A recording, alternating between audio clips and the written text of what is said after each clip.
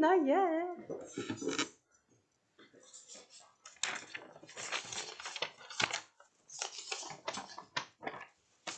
So it's not many of you. So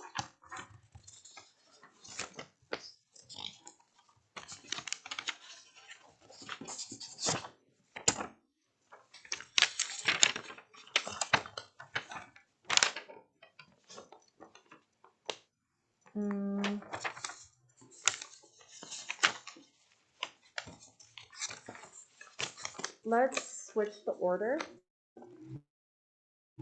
and let's do the free response first. How'd you guys do on the multiple choice? Like, yeah.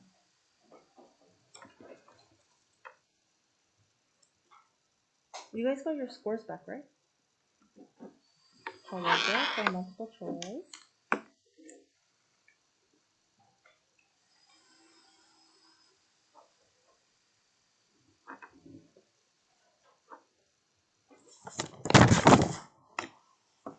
Good. Guys. Muscle.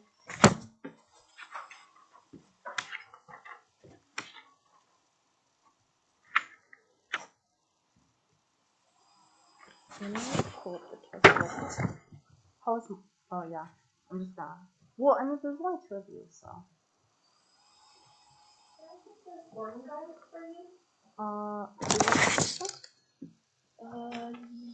Yes, I think so. I mean, this is SB1. Okay, this is original copy. Okay. Oh, but it's missing a page, or many pages. Because it goes from 102, and then 106, 107. I mean, it doesn't matter. I think I'm fine, but, well, actually, I do need the numbers. Right. Okay, can I let me see Yeah. and I'll make you a copy of it. Actually, you can keep this one first. This is original too, right? Yes.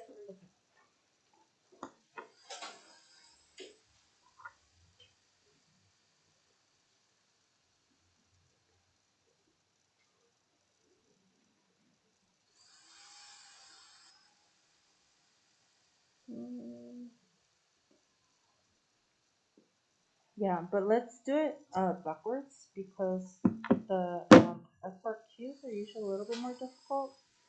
And then since it's only you guys, like we don't have to like go over every single question. It'll be more like what you guys got wrong or like anything you guys want to go over.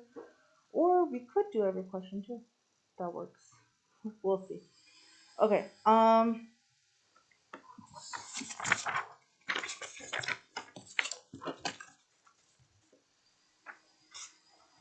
Did you guys both take it here? Or at home? At home? No, because I'm just wondering because did you guys time yourself? Did you time yourself?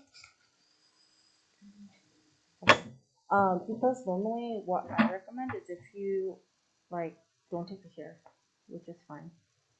Just make sure that you're timing yourself, but then also it's a good idea to finish, right? So if you time yourself for 90 minutes and then you weren't able to finish, like, I don't know, change your pen color or something, or mark it so you just know, right? Because of course you guys have like a month, less than a month. When is the AP chem test? Do you know? So it's the first week. What is May 2nd? Is it like a Monday?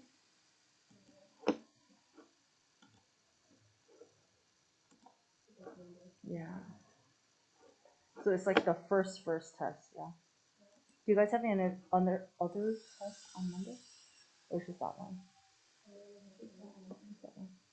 You too? Okay.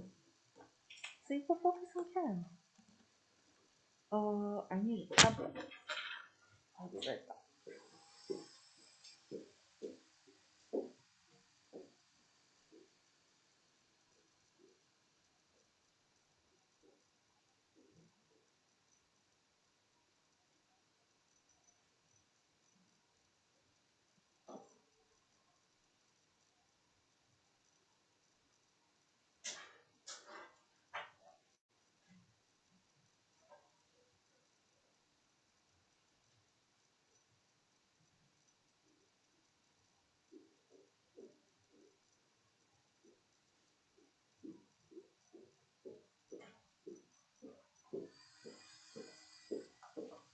Are you guys both at Denver?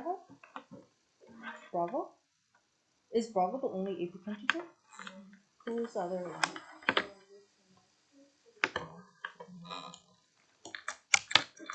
But you both have Bravo? How is she? No? She's not good? Actually, no, but she's not great.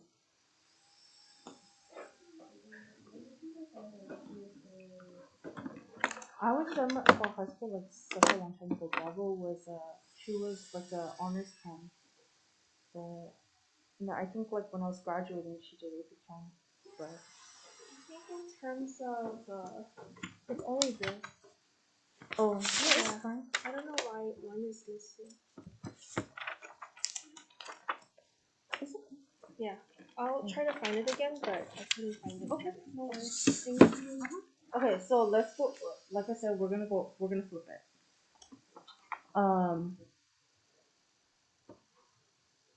Since it's just two of you guys, I'm gonna like bother you guys a lot. Sorry. I mean, if there was more, I would just kind of skip you the test, but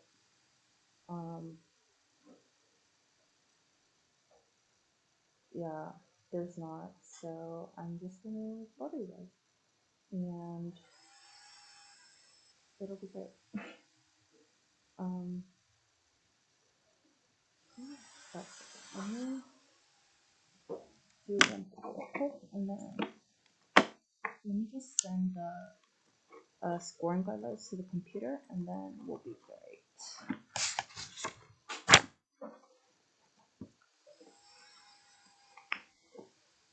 Are you guys sad that you're here for spring break? Are you guys sad that you're here for spring break? Are you guys gonna do anything? Are you guys both juniors or sophomores? Sophomore, junior? Okay, if you're a junior, you shouldn't expect to do anything fun. If you're a sophomore, it's your last time to have fun.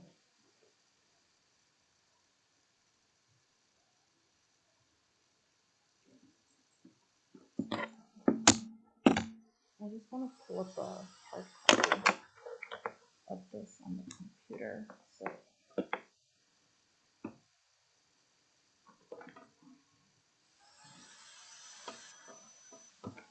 actually, it's in the classroom, right?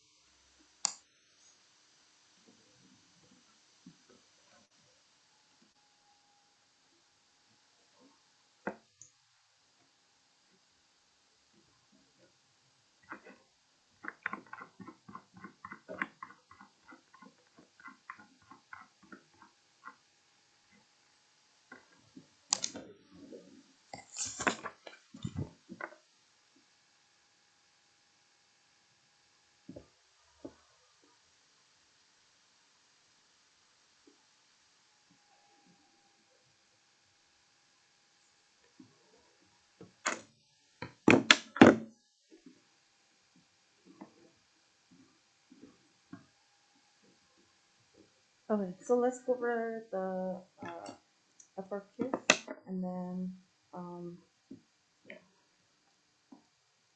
yeah, and then I know.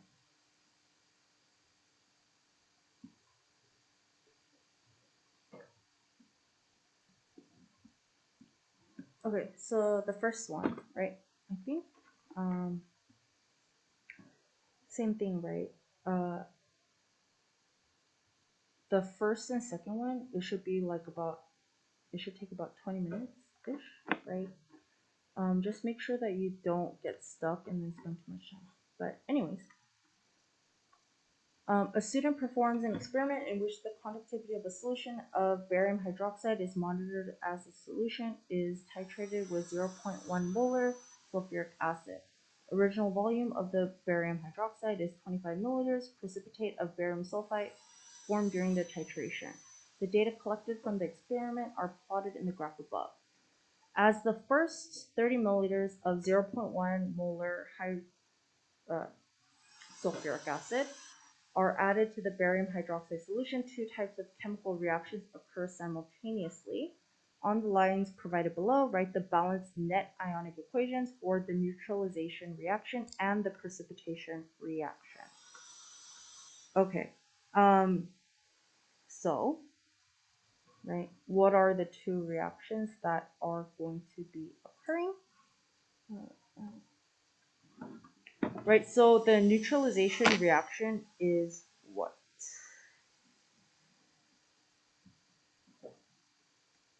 Neutralization.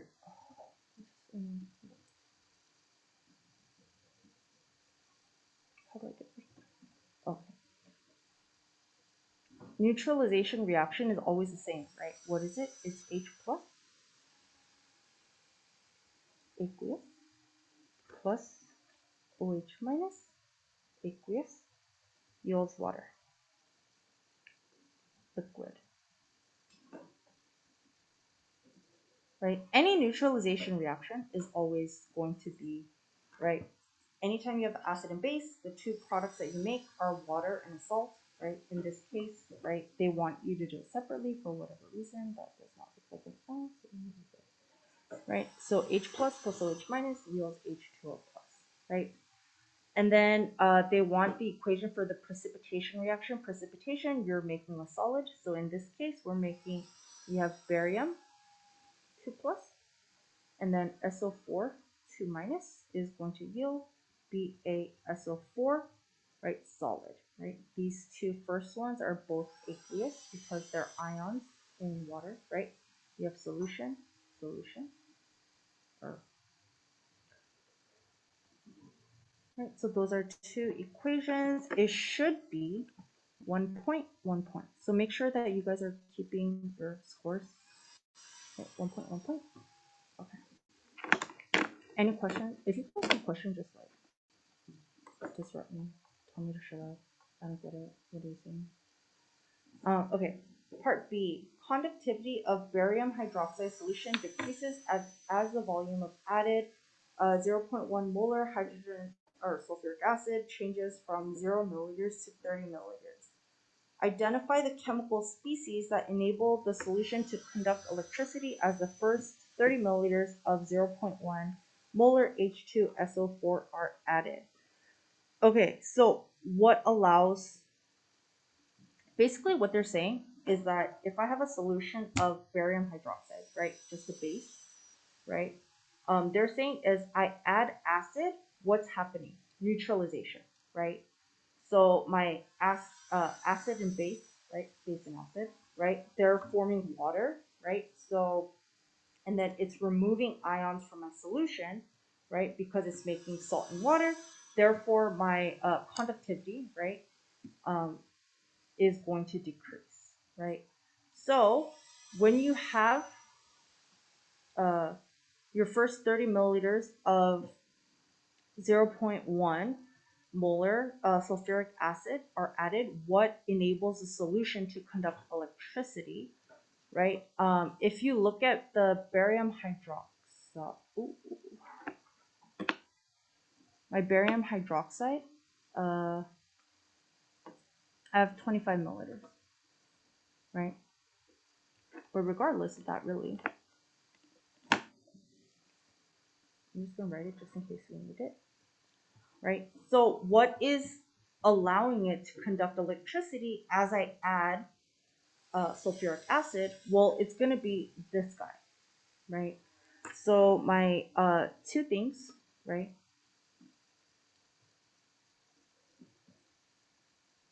are gonna be Ba2 plus and OH minus, right? These are the two species that are allowing for us to still be able to conduct electricity as I'm adding my acid, right? So on the basis of the equations we wrote in part A, explain why the conductivity decreases, right? So how come my conductivity is decreasing as I add my acid, right? Um, so what happens is basically, right, as you add acid, oh no, what happened?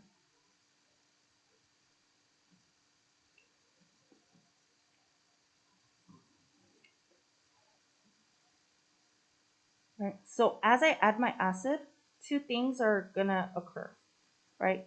So first of all, right, if I put for part A that my two species are Ba2 plus OH minus, right? So Ba2 plus is going to precipitate, right? So as it precipitates, it's going to be removed from my reactions, right? And then what happens to it? My OH minus, right? It's going to react with the H plus from my acid, right? And as a result, right, I'm removing more ions, right? And therefore my conductivity is going to decrease, right? So one point,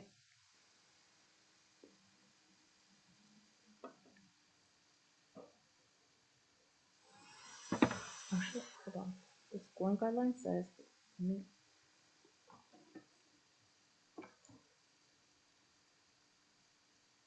it said 1 point for each correct product. So for part two, right? If you have the correct products for both, that's 1 point, right?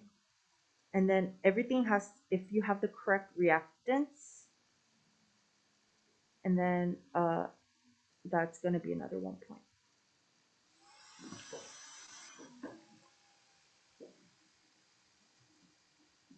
So 2 points total. And then for part B,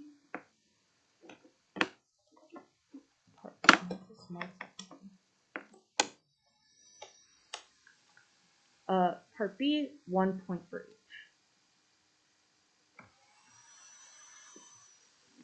Actually, yeah. So if you put either for part one, if you put Ba2 plus or OH minus, you get 1 point. For part two, if you explained Ba2 plus, 1 point. If you explained one OH minus, 1 point. So you can get a total of 3 points, right? But if you wrote Ba2 plus or OH minus, that's still 1 point, even if you got one of the ions. Okay, so let's see. Part C, it says using information in the graph, calculate the molarity of the original BaOH2 solution. So how do we do that? If we look at the graph, right, what do we see? Conductivity goes down and then it goes up. What does that mean? Our equivalence point is right here, right? So what does that tell us, right? That tells us how much moles of acid we added, right? And we know that moles of acid equals moles of base at our equivalence point. So we know that we have, right, at our equivalence point, which is right here, right, we have 30.0 milliliters of 0.10 molar acid, right, which is going to equal moles of base essentially. Right, so we can use MAVA equals MBVB, right, which is just the same as your dilution equation. So that would be what? Or we could just find moles of this, right? I'm going to find moles of this. I think it's easier because they gave us 25 milliliters, right? So I have 0.030 liters times by 0.1 moles per liter, right? And this is for my acid, right? So I have 0.003 moles of acid, right? Which means I have 0.003 moles of my base, right? And I know it's 25 milliliters. So this, right, essentially divided by 0.025 liters. And what is that? 0.003 divided by 0.25, 0.12 molar of my base.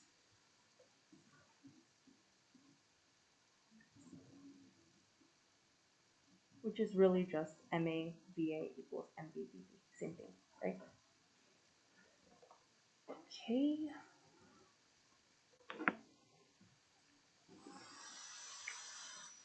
So that is going to be 1 point.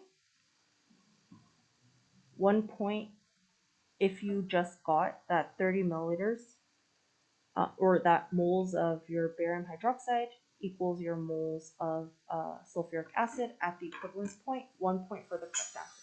Right, so you can get partial credit even if you do the calculation. Right, so total of 2 points. Part D.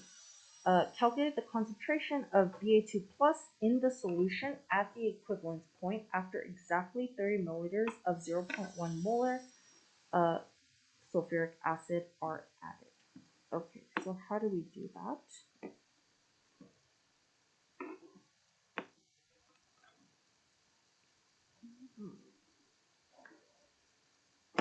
Okay, so we want to find Ba2 plus, right, at your equivalence point. So we can just do KSP because we know Ba2 plus SO4 2 minus yields BaSO4, right? And this is what's happening, right? So essentially we know based on the information that we were given up here that KSP equals 1 times 10 to the negative 10, right? They gave us that, so okay. And we know KSP for BaSO4 equals 1 times 10 or 1.0 times 10 to the negative 10, right? So if we look at this, it's a 1-to-1 ratio, right? This is aqueous, aqueous, solid, right? It's really the reverse, right? Because it's KSP, right? So the reaction for KSP is BaSO4, solid, breaks down into Ba2 plus, aqueous, and SO4 2 minus, aqueous, right? So KSP is equal to concentration of products over reactants, right? But we exclude solids and liquids, so it's just BaSO4 2 minus, right? We know our KSP, 1 times 10 to the negative 10 equals, right? These are going to be the same, right? We know that Ba2 plus is going to be equivalent to SO4 2 minus, right? Again, why do we know that? Because it's a 1-to-1 ratio, right? So it's essentially just S squared, right? S and S squared, right? So square root of this is going to equal to S, which 1 times 10 to the negative 5, 1 times 10 to the negative 5 molar, right? If you got this, 1 point.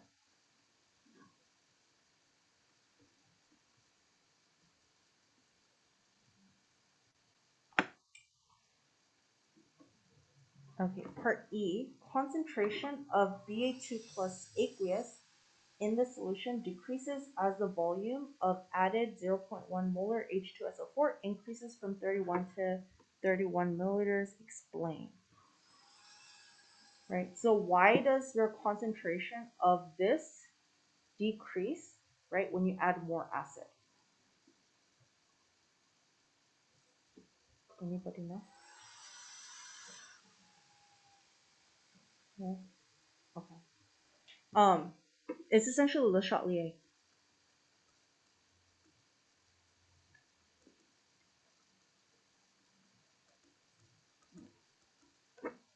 And what does Le Chatelier say, right? Le Chatelier's principle, right, is maintaining equilibrium. So if you have a change, right, it's going to be how you return back to equilibrium, right? So if I have my reaction, right, and I add more of my this guy, right? So essentially what's going to happen is if I have Ba2 plus and SO4 2 minus to BaSO4, right? What happens, right? If I add more SO4 2 minus by adding more acid, right? How is Le Chatelier going to respond? It's going to respond by shifting my reaction to the left, right? So according to Le Chatelier's principle, right, the more acid that I use, my reaction is going to shift towards the reactants, right? And therefore, right, this guy will decrease.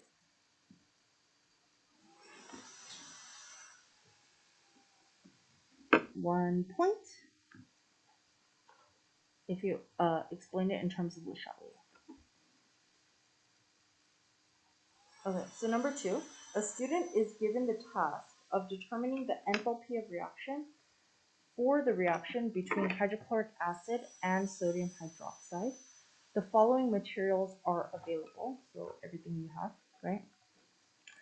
The student selects 200 milliliter beakers, uses them to measure 50 milliliters each of 1 molar hydrochloric acid solution and 1 molar sodium hydroxide solution, and measures an initial temperature of 24.5 degrees for each solution. Then the student pours the 2 solutions into an insulated cup, stirs the mixture, covers the cup, and records a maximum temperature of 29.9 degrees Celsius. Okay, so part A, right, or part 1, sorry. Is the experimental design sufficient to determine the enthalpy of reaction to a precision of, how does zoom in? I don't understand. Is the experimental design sufficient to determine the enthalpy of reaction to a precision of 2 significant figures? Justify your answer, right? So we know, right, we have to use the, we use 200 milliliter beaker, right? And then that's essentially what we do, right? Can a 100 milliliter beaker measure to 2 significant figures? No. Right? So essentially, right, it can measure it to 1, right? To 1, what does it say? Yeah, it can only measure to 1, right? 1 significant figure, so the answer is no, right? Because again, we're measuring 50 milliliters, right? So that's going to be 50 plus or minus 10 milliliters.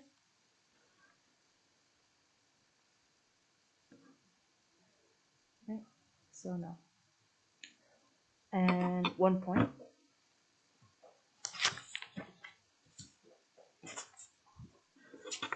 Okay, part 2.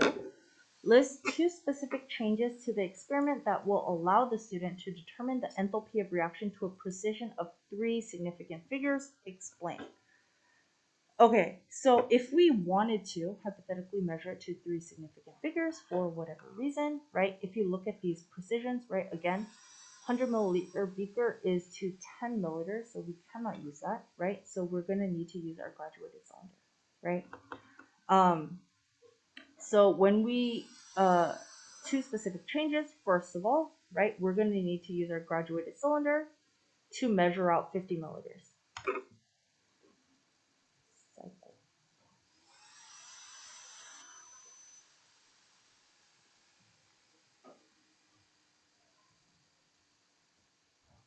Measure out. volume of acid and base.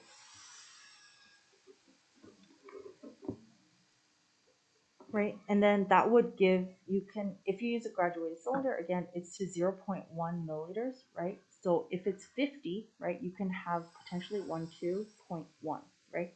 1 significant figure to 3 significant figures, right? And what is going to be second one? Let's see, we used 1 molar and 1 molar of our solution, right? So what is going to be the second one, right? We would increase our concentration of our acid and base, right?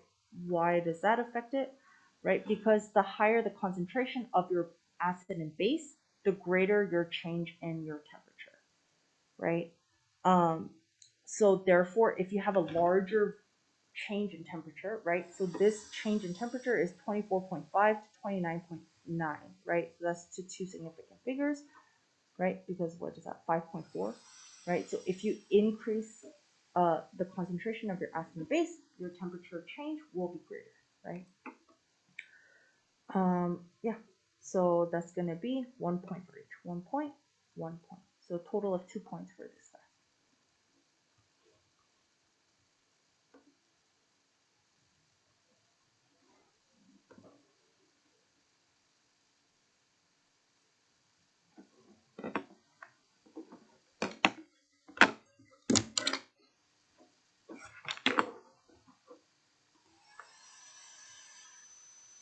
Okay, part B. A second student is given 2 solutions, 75 milliliters of 1 molar hydrochloric acid, 75 milliliters of 1 molar sodium hydroxide, each at 25 degrees Celsius. The student pours the solutions into an insulated cup, stirs the mixture, covers the cup, and records the maximum temperature of the mixture.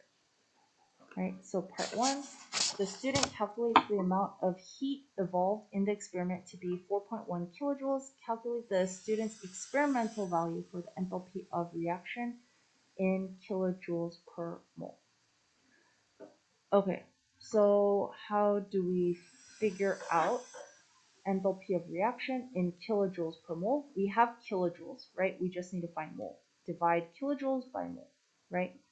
So what is our mole of reactants, right? We have both, they're both 75 milliliters of 1 molar, 75 milliliters, 1 molar, so it's going to be the same, right?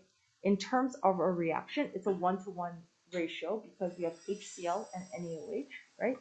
So we just need to find moles of one of these, either one. It does not matter. So if I have 75 milliliters, or let me start 1.100 moles per liter HCl, right, times by how many liters I have, that's going to be 0.075 liters, right? So that means I have 0.075 moles of my reactant, right? Whether it's HCl or NaOH, and like I said, 1-to-1 ratio, right? So I just take my kilojoules, right? And that's going to be 4.1 kilojoules divided by 0.075 moles of HCl. Now, what you have to be careful about here, right? What happened? Your temperature went up, right? So what does that mean? It's exothermic, right? So because it's exothermic, 4.1 divided by 0.075, I get 54.7.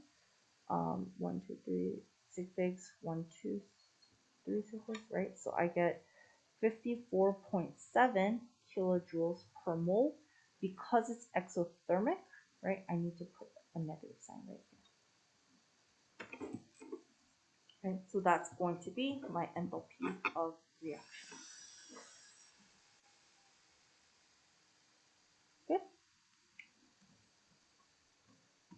Okay. A second student is given 2 solutions. Oh, sorry. The student assumes that the thermometer and the calorimeter do not absorb energy during the reaction.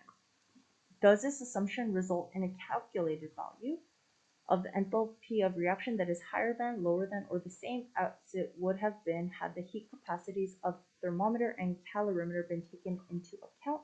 Justify your answer.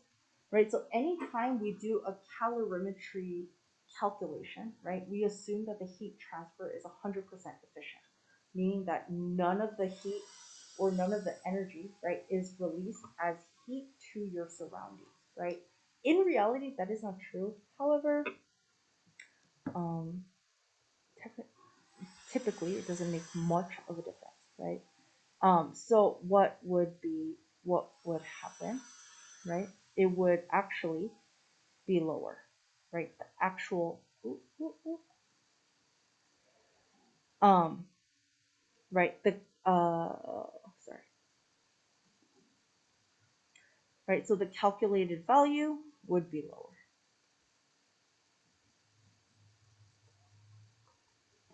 Right? Because we're assuming that our calculated value assumes 100%. So 100% of the heat released from my reaction is being absorbed by my water. In reality, my cup and my thermometer will absorb a little bit amount of heat, right? So your calculated value would be lower, right? Again, 1 point, right? And then your justification, right? What is your justification? We're assuming what? Q of your reaction equals negative Q of my reaction equals the heat absorbed by my water. In reality, Q of water plus Q of cup plus Q of thermometer, right? So because of that, it's going to be lower, right? And that is 1 point. So 2 points for part 2. Okay, part 3. One assumption in interpreting the results of the experiment is that the reaction between hydrochloric acid and sodium hydroxide goes to completion. Justify the validity of this assumption in terms of the equilibrium constant for the reaction. Okay, so can we assume that this goes to completion? Yes. Why?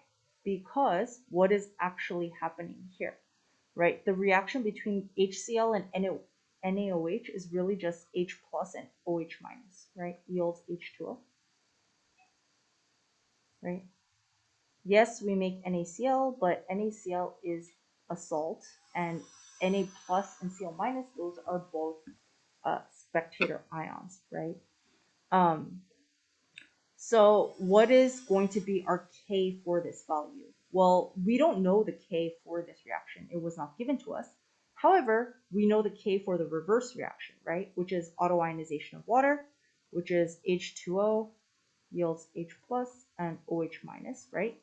And Kw is 1 times 10 to the negative 14, right? So that means that this K is equal 1 over 1 times 10 to the negative 14, which is 1 times 10 to the positive 14, right? So it's a very large number, right? It's huge, right? What does a large K mean? Large K, right, means what? Product favored, right? Small k means reactant favored, right? So again, therefore, we can assume that this essentially goes to completion because you have a very large k value for your reaction.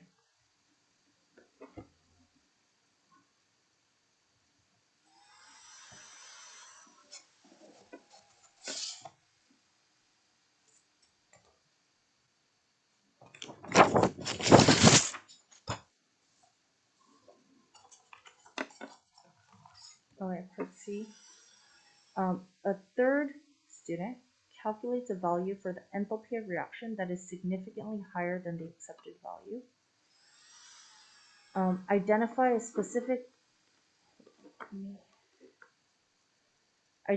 specific error in procedure made by the student that will result in a calculated value for the enthalpy of reaction that is higher than the accepted value.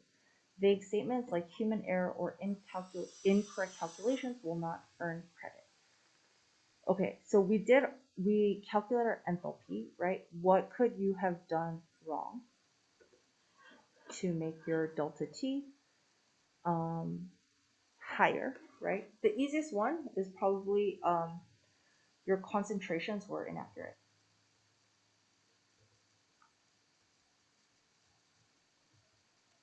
Were higher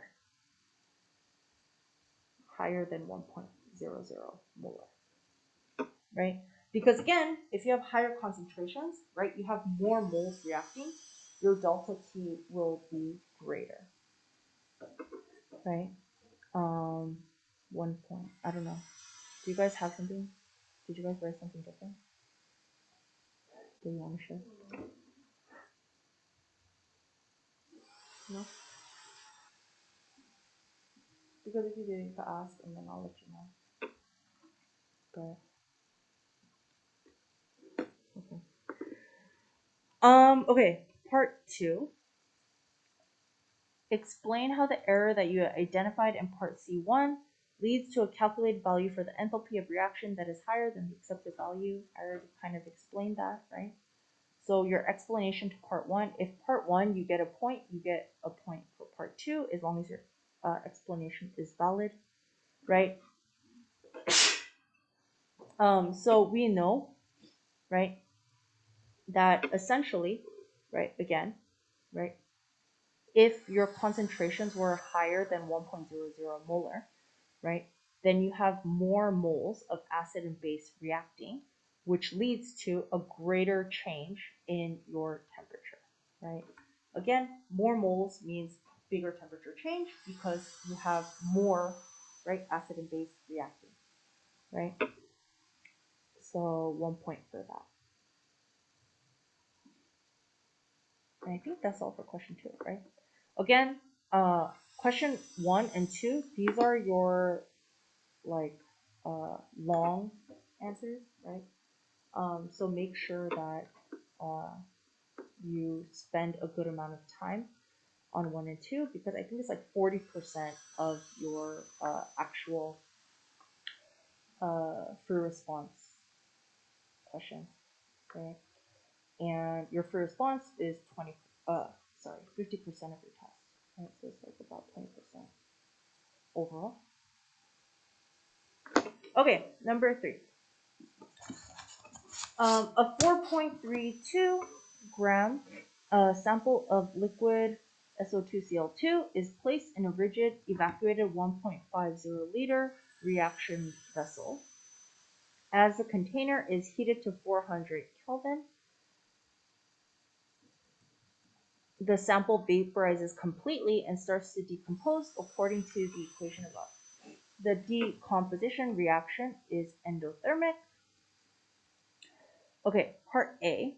If no decomposition occurred, what would be the pressure in atmospheres of the vessel of the SO2Cl2 in the vessel at 400 Kelvin, right? So what do? We can just use ideal gas law, right? Which is PV equals nRT, right?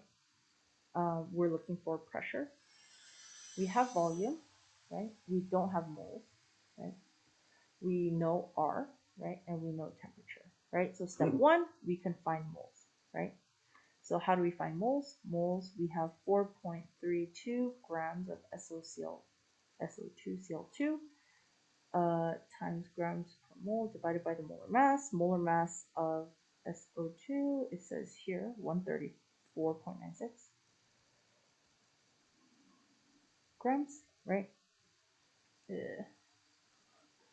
So if you do that, you should get 0.0320 moles of SO2Cl2. Right? So then we can plug that in here, right? Volume. They're asking for pressure.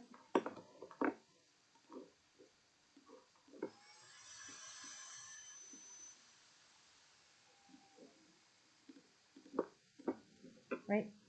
So pressure equals nRT over V, right? Which is equal to 0.0320 moles times R, 0.08206 mole, or sorry, liters atmosphere, mole count, times temperature, which is 400 Kelvin, over volume,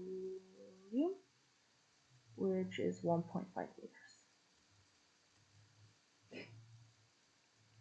right? And this should give you a value of 0.701 atmosphere, right?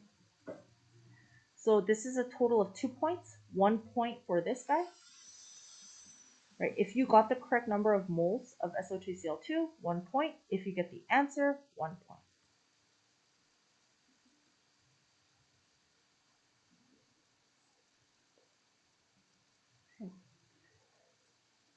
Okay, second part. When the system has reached equilibrium at 400 Kelvin, total pressure in the container is 1.26 atmospheres. Calculate the partial pressures in atmospheres of SO2, Cl2, SO2, and Cl2 in the container at 400 Kelvin. Okay, so we need to do an ice table for this guy.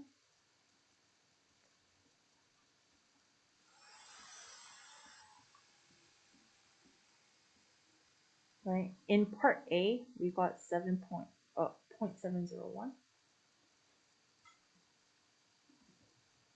right? So what do we know? Initially, we have 0.701 here, right? Atmospheres. Nothing here, nothing here, right? What happens here? Minus x plus x plus x, right? And again, right, we don't know the Kp, right? So we cannot use an ice table. However, what do we know about equilibrium? We have 0.071 minus x, and x. So what that tells us is at equilibrium, right, I have my pressure is 0.701 minus x, right, plus x, right, which is essentially what? 0.0701 plus x, and that equals 1.26. Right, so 1.26 minus 0.701, right, x equals 0.156,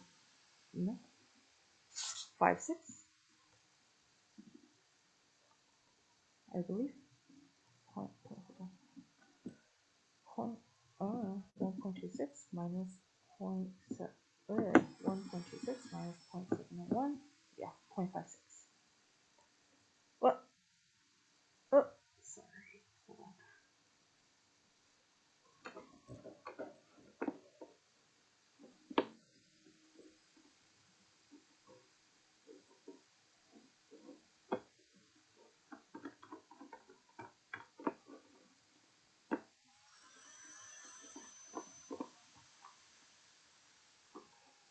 Yeah, right. So for this one, right, partial pressures of SO2Cl2 according to our ice table was 0.701, 01 minus x, right? For SO2 it was x, and then for Cl2 it was x, right? So what is 0.56 minus 0.701? Pressure of SO2Cl2 is 0.14 atmospheres, right? Pressure of SO2 is 0.56 atmospheres, and partial pressure of CO2 is 0.56 atmospheres, right? So 1 point for the setup, 1 point for your answers, right? So if you didn't show work, you cannot get both points.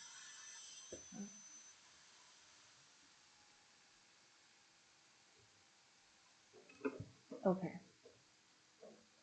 Part C. For the decomposition reaction at 400 Kelvin, write the equilibrium constant expression for Kp and calculate the value of the equilibrium constant Kp. Okay, so they want us to write Kp and then do Kp, right? So Kp, again, any equilibrium is just products over reactants, except for, right, we solids, right? So it's just, sorry, not concentration, pressure of SO2 times pressure of Cl2 divided by pressure of SO2 Cl2, right? That is going to be 1 point.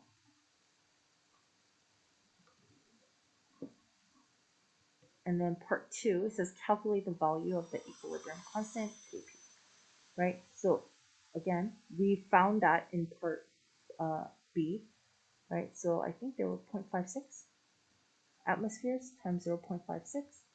Atmospheres divided by this was 0.14, right? So you should get, it says 2.2.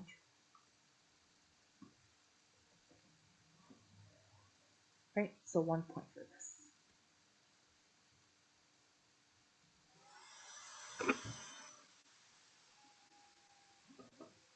Okay. Part D, the temperature of the equilibrium mixture is increased to 425 Kelvin. Will the value of Kp increase, decrease, or remain the same? Justify your prediction, right? So if you look at the beginning, right, it says it's endothermic, right? So what does endothermic mean? It means that heat is a reactant, right? So heat is on this side, right? So if I increase the temperature, I'm increasing my concentration of heat, therefore my reaction will shift to the right? Le Chatelier. Right? So what will happen if I increase my temperature, right? My SOCl2 will, my pressure of SO2Cl2 will go down. My pressure of SO2 and Cl2, right, will go up. Because my reaction is shifting to the right? So if I look at this one, right? If my value of my PSO2Cl2 goes down and my volume of SO2 and Cl2 goes up, what happens to K? Again, K is products over reactants, so my K is going to go up, right? And then you can justify it again with Le Chatelier, right? Why does it shift right? So your Kp is going to increase, right? And the reason why it increases, right, is because for an endothermic reaction, if you increase the temperature, your reaction will shift to the right. Therefore, your K value, right? Or you can talk about your partial pressures of SO2Cl2 will decrease, partial pressures of SO2 and Cl2 will increase. Therefore, your value of K will go up. Okay. 1 point for writing increase, right? 1 point for justification. So total 2 points.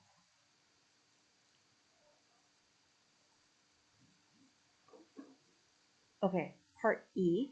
In another experiment, the original partial pressures of SO2Cl2, SO2Cl2 are 1 atmosphere, each at 400 Kelvin.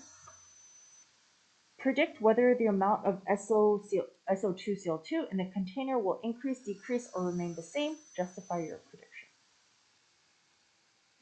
Okay. So everything is at 1 atmosphere, 400 Kelvin, right? What is going to happen, right? So this is Q versus K question, right? So what is Q? Your reaction quotient. K, equilibrium constant, right? Remember, if you assume 100% reactants here, 100% products here, right? Let's just put K wherever, right? If Q is less than K, which way do you shift? To the right. Q is less than K, you shift right, or towards products. Okay. If Q is greater than K, you shift towards reactants.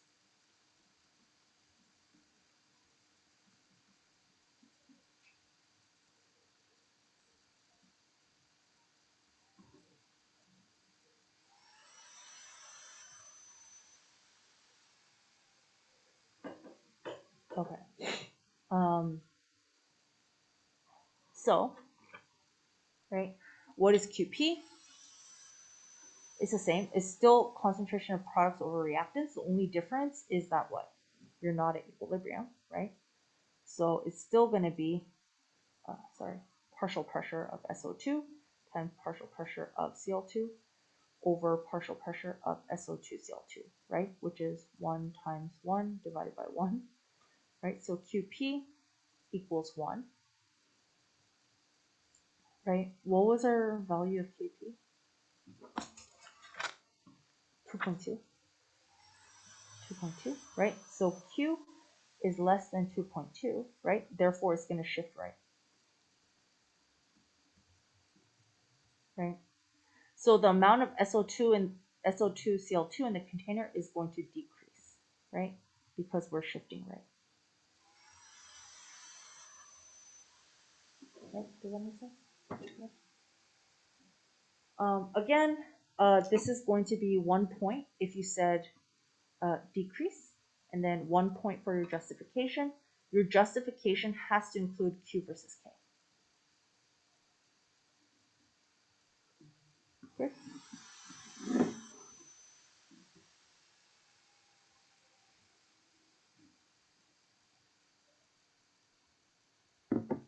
Okay.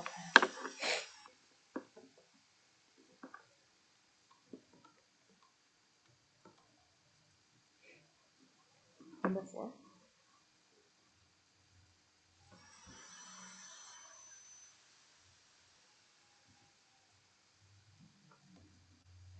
It is proposed that the reaction represented above proceeds via the mechanism represented by the 2 elementary steps below. So you have our slow and our fast reversible. Part A. Step 1 of the proposed mechanism involves a collision between NO2 and F2 molecules. This step is slow, even though each collision occurs very frequently in a mixture of NO2 and F2. Consider a specific collision between a molecule of NO2 and a molecule of F2. Okay. Part 1. One factor that affects whether the collision will result in a reaction is the magnitude of the collision energy. Explain. Right? Again, right, in order for a reaction to occur, A and B have to collide, right? What are some of the things that affect it?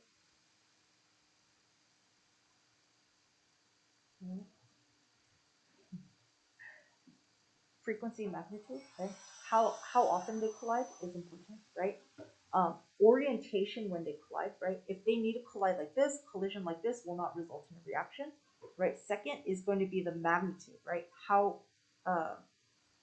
their kinetic energy when they actually collide is important. Why is the kinetic energy when they actually collide, or the magnitude of the collision energy, important?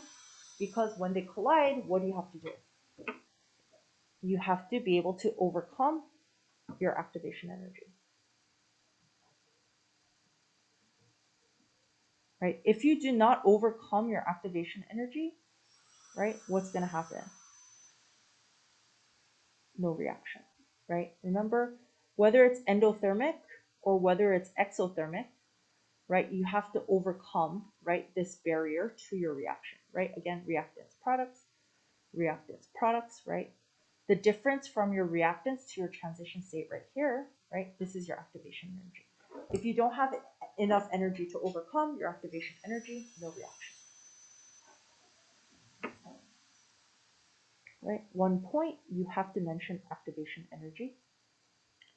Okay, part 2, it says identify and explain one other factor that affects whether the collision will result in a reaction, right? Easiest one to do is orientation, right? Orientation of your reaction is super important, right? Because what are we doing here? Right, we're breaking the NO2 bonds, right? We're breaking this F2 bond here, right? So it needs to be in the correct orientation, right? In order for a reaction to occur, right? So as long as you include, right, in your explanation, which is 1 point, right, specifics of what you mean by whatever factor that you use, right? It should work. Let me see. Is there another one that would work? I don't know. Did you guys write something different? Or you know? I don't know. No? Okay. Yeah. Then orientation, right? Again, you need to break this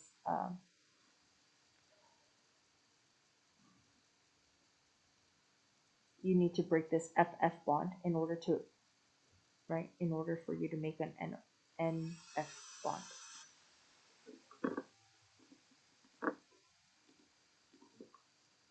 Okay, part B. Consider the following potential rate laws for the reaction. Circle the rate law below that is consistent with the mechanism proposed above. Explain the reasoning behind your choice in terms of the details of the elementary steps of the mechanism. Okay, um, what is going to be your rate determining step is always your slow step, right? Right?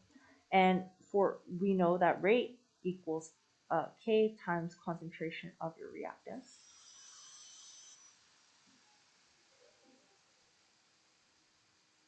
right? So it's this one right here, right?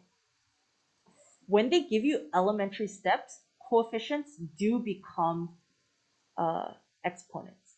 Only when they give you elementary steps, not for an overall reaction, right? For overall reaction, right, your exponents can only be determined experimentally. You cannot determine it by your coefficients, right? So don't forget that. Don't get it confused with equilibrium, right? So again, step 1 point if you pick this second one, and you are able to explain it, right? So the explanation is just something like step 1 is your rate determining step because it is a slow step, right? And again, so the rate law would be this, right? That's all you really need to write, and that would give you 1 point.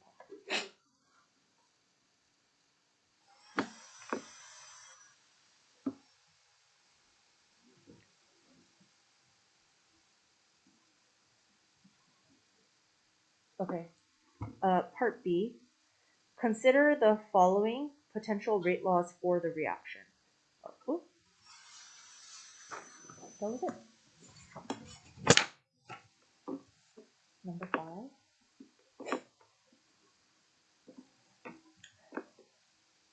Methenamine, CH3NO, is a liquid at 25 degrees Celsius. Part A, the complete Lewis electron dot diagram for methanamide is shown below. Methanamide, it's methanamide, right? In the molecule, angle X is not 180. Estimate the observed angle, justify your answer. Okay. So if you look at C, right, what is the molecular geometry of this guy? It has 1 attachment, 2, 3, right? So for C, it's what? Trigonal planar, right? Which is essentially central molecule with 3 attachments, right? And if you have that, it's 120 degrees, right? So estimate the observed angle, 120 degrees, and then you can just explain it, right? You have 3 domains, right? No lone pairs, therefore, it is trigonal planar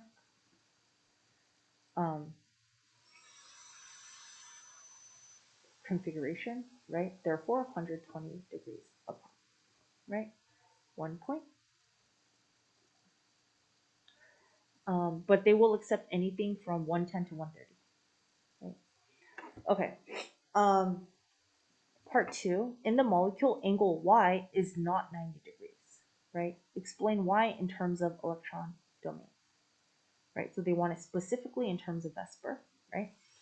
So why is this not? If you have N, right, you have 1 attachment, 2, 3, and then you have an electron domain. What does that make it? Trigonal pyramidal. Pyramidal, right? So it's really just 1, 2, 3. Oh, oops. 1, 2, 2, 3 with a lone pair, right? for trigonopyramidal, what is it? We don't really know. It's just less than 109.5, right? Why is it less than 109.5 degrees? Because tetrahedral, right, is 109.5. 109.5, right? If you do know, this is like 107.3, but uh, again, I would just write it's not 90 degrees. It should be less than 109.5 degrees, should be a sufficient answer, right? And explain why, right? Again, you have 4 domains, right? 1, 2, 3, 4, right? This is sp3 hybridized, right? Therefore, um, it is in trigonal pyramidal configuration, and your sorry, angle y will be less than 109.5 degrees. That's it. Okay, again, this is 1 point.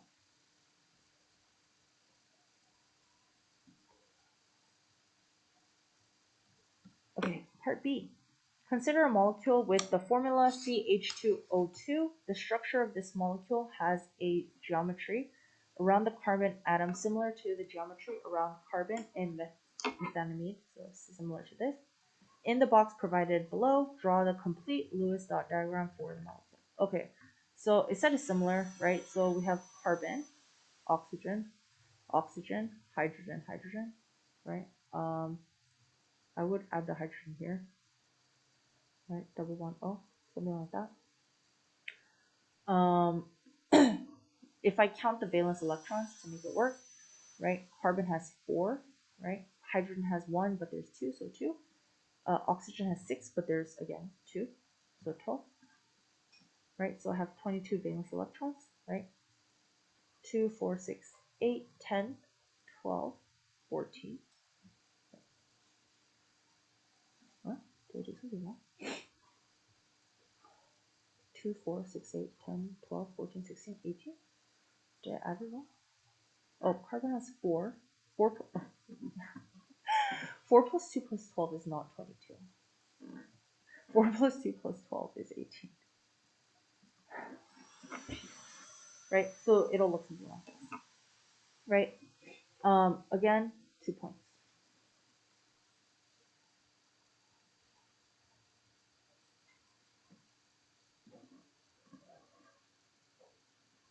Right? Yeah. How do I know that it's this and not something like carbon, oxygen, oxygen, hydrogen, hydrogen?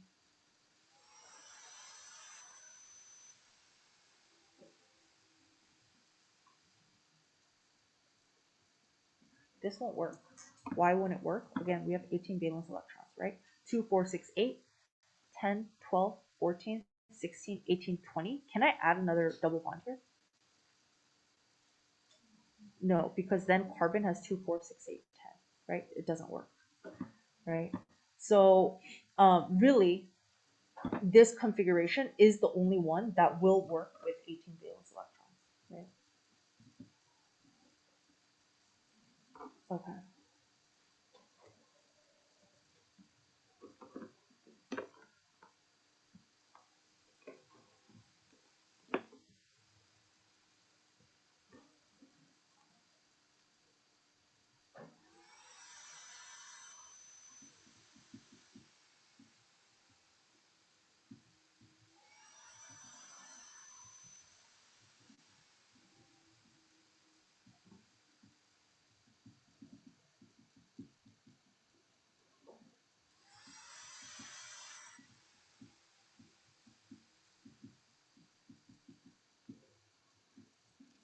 Okay, structures of a water molecule and a crystal of lithium chloride are represented above. A student prepares a 1 molar solution by dissolving 4.2 grams of lithium chloride in enough water to make 100 milliliters of solution. In the space provided below, show the interactions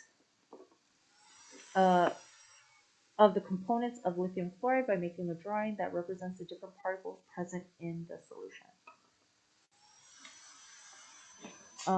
Base the particles in your drawing on the particles shown in the representation representations above include only one formula unit of LaCl and no more than 10 molecules of water. Your drawing must include the following details: identity of ions, symbol and charge, arrangement and proper orientation of the particles in the solution. Okay, so how does this guy dissolve? I have Li plus, right? This is going to be the bigger ion, right? This is Li plus, this is Cl minus, right? If you're not sure, you can look at your periodic table, right? And what happens, right? How does this dissolve, right? You have your oxygen. Oh, they want it drawn like this.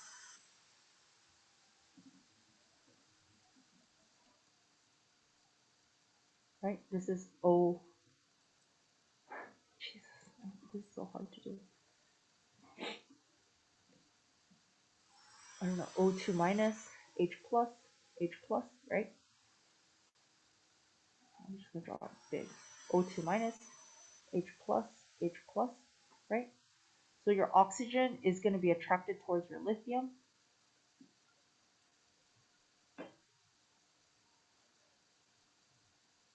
I mean, this is an ion. You probably don't have to label it, right? You can just draw it, FYI. I'm just kind of trying to show the oxygen, right? Because this is not a ionic compound, right? But remember, water is polar, right? O minus, right? Partial negative, partial positive, right? Which is why it makes water a universal solvent, right? And then what's going to happen to my Cl minus? The hydrogens are going to be attracted,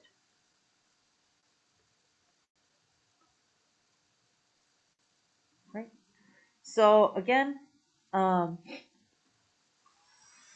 one point.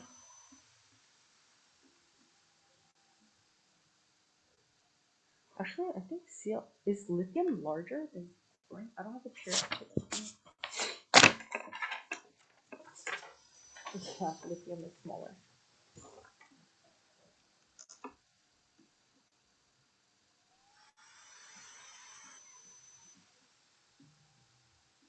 Li plus, and then your larger one is Cl minus, right? So 1 point. 1 point if you have at least one that is lithium, one that is chlorine, that you show it separated, right? It has to be labeled with the charge, right?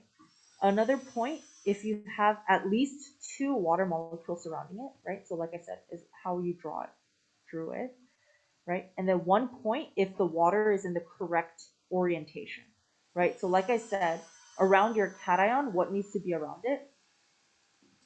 Your water has to be, the oxygen has to be around your water, right? Again, and then for your anion, your hydrogens have to be around it, right? So again, total of 3 points.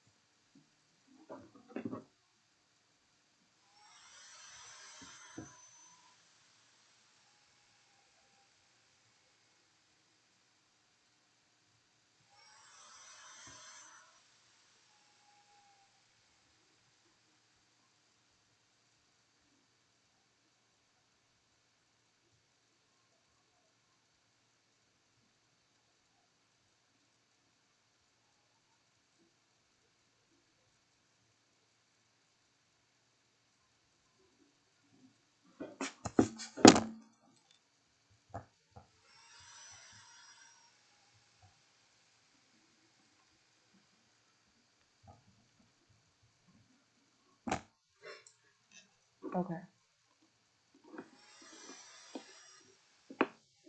The student passes a direct current.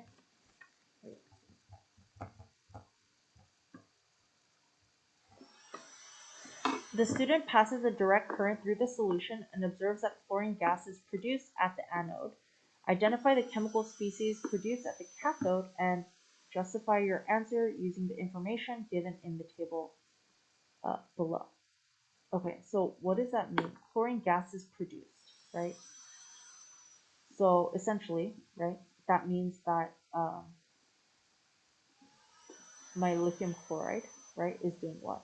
It's uh, breaking up, right? Uh, so that means, right, LiCl is turning into lithium, solid, right, and Cl2 gas, right, aqueous, right? So what if you just look at this, right? What do I know? Lithium plus is turning into lithium, right? And then Cl minus is turning into Cl2, right? Again, I didn't balance or anything like that, right? Include equations. So, right, we know that, again, this is in the correct orientation here, right? Do I have, yeah, so I have my two equations here. Which one is going to be oxidized, which one is going to be reduced, right? When I have these two and I look at my standard reduction potential, right? This one is greater, reduction. This one, oxidation, right?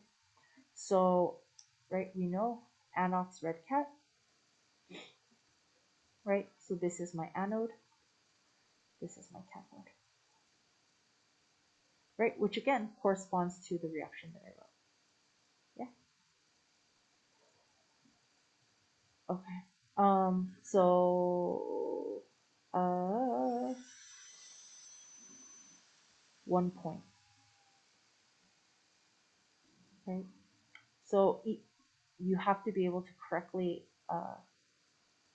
identify anode cathode. Justification, you can just talk about right?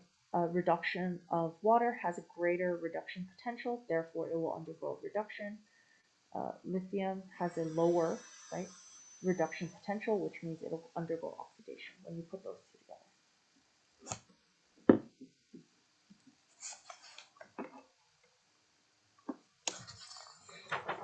Okay, last one. The indicator HIN is a weak acid with a pKa value of 5.0. It reacts with water as represented in the equation above. Okay, consider the two beakers below. Each beaker has a layer of colorless oil, non-polar solvent, on top of a layer of aqueous buffer solution. In beaker X, the pH of the buffer solution is 3, and in beaker Y, the pH of the buffer solution is 7. A small amount of HIN is placed in both beakers. The mixtures are stirred well, and the oil and water layers are allowed to separate. What is the predominant form of HIN in the aqueous buffer in beaker Y? The acid form or the conjugate base form? Explain your reasoning. Okay, so beaker Y. Right, so what is going to happen, right? So what do we know about this? We have a pH of 7, right? pKa is equal to your pH at equivalence point, right?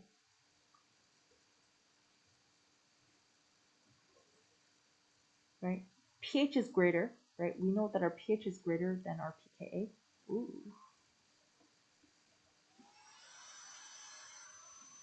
Right? So what does that tell us? If your pH is greater than your pKa, it means that you have less, right? Less of your H3O plus, right? So is your HIN gonna be, will you have more H plus or ion minus? It'll be ion minus. Or sorry, will you have more HIN or will you have more ion minus? You're gonna have more ion minus.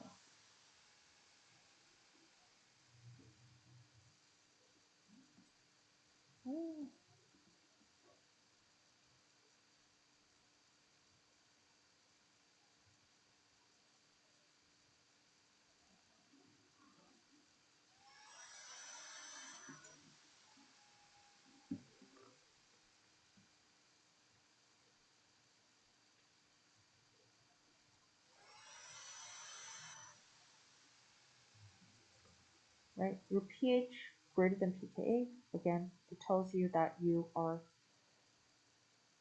you overshot your equivalence point, right? So your pH will shoot up.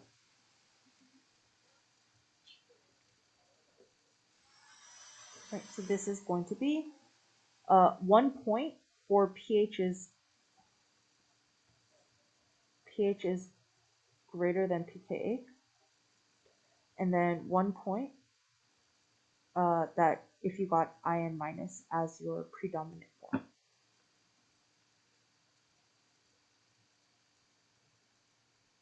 Okay, again, 7 non-acidic. Okay. Okay, part B. In beaker X, the oil layer is yellow, whereas in beaker Y, so this is yellow, this is colorless. Explain these observations in terms of both acid-base equilibria and interparticle forces. Okay, so what do we know about this guy? Right, when you have a pH of 3, right, the majority, do you have more HIN or more ion minus? You have more HIN, right? So what's going to happen? Right, it's going to, right, HIN, some of it is going to dissolve in your oil layer, turning it yellow. Okay, that's it. Again, HIN, right, is what? Oil, this is nonpolar, right? HIN is what kind of molecule? Okay. HIN. So, I would say it's polar, right? But it is neutral, right? Right, because it's neutral, some of it will be able to dissolve in the nonpolar oil layer, right? Okay, so for pH of 7, right, because you have more HIN than you have ion minus, right? For this guy, right, you have more ion minus than HIN, right? So HIN, we just said, can dissolve here.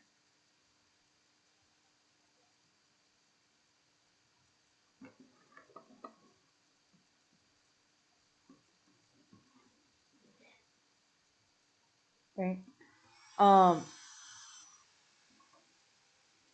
It can also dissolve in this guy.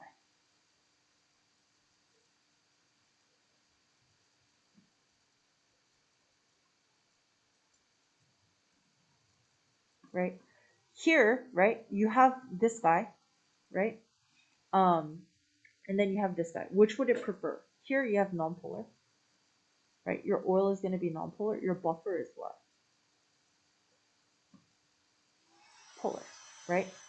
Ion minus is what? Ion, right? What would it prefer to dissolve in? Nonpolar oil or polar water? Or polar buffer, sorry. It's going to prefer to dissolve in your polar buffer, right? Therefore, you are not going to see color in your oil, right? HIN prefers to dissolve in your oil, right? What kind of intermolecular forces do you have? London dispersion forces, right? Your ion minus would prefer to dissolve in your buffer, right? What kind of interactions do you have there? It's what? Ion dipole, right? You have to do 1 point, right? For beaker X, 1 point for beaker Y.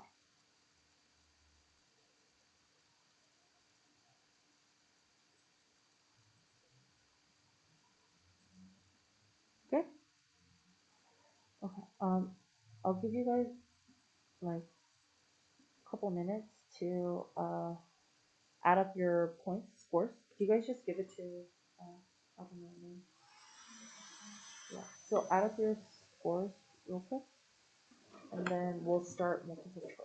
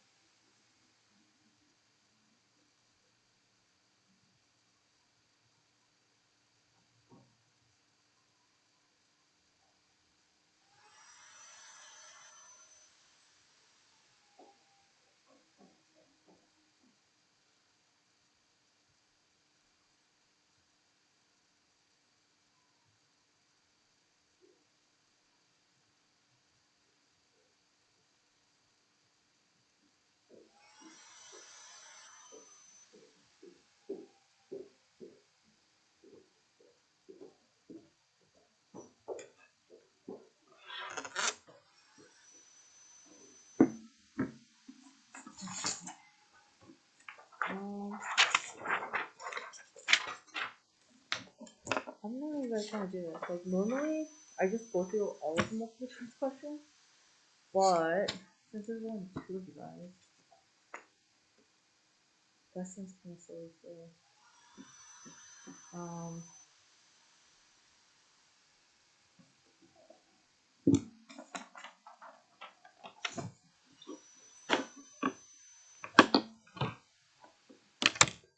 It's like an hour, so I guess we can just try to kind of get through as much as we can in terms of the multiple choice questions. Yeah. The other option would be that we can just go over like what you guys got wrong, and then kind of like go over concepts.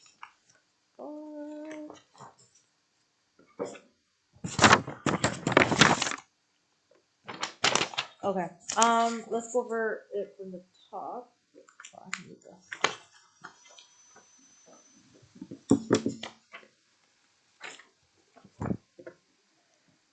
Okay, complete combustion of a sample of a hydrocarbon in excess oxygen produces equal molar quantities of carbon dioxide and water. Which of the following would be the molecular formula of the compound, right? Okay, so we know combustion, right, is CXHY plus O2 yields what? CO2 and water. Right? So carbon and hydrogen, right? It says we make equal molar quantities of carbon and hydrogen, right? So what does that mean? Right? It's in a 2-to-1 ratio because for every one carbon, we have two hydrogens, right? So which one has a 2-to-1 ratio? C4H8. Okay, number 2, based on the data in the table above, which of the following liquid substances has the weakest intermolecular forces? Okay, so what do we know about intermolecular forces? Right, the stronger your vapor pressure, the stronger your intermolecular force, what happens to your vapor pressure? Oh, sorry, it wants weakest intermolecular force. Or yeah, so stronger your intermolecular force, right? The stronger your intermolecular force, right? That means what? The lower your vapor pressure, right? So they want to know which one has the lowest intermolecular force. It's going to be one with the highest vapor pressure, right? Which is this guy right here, C.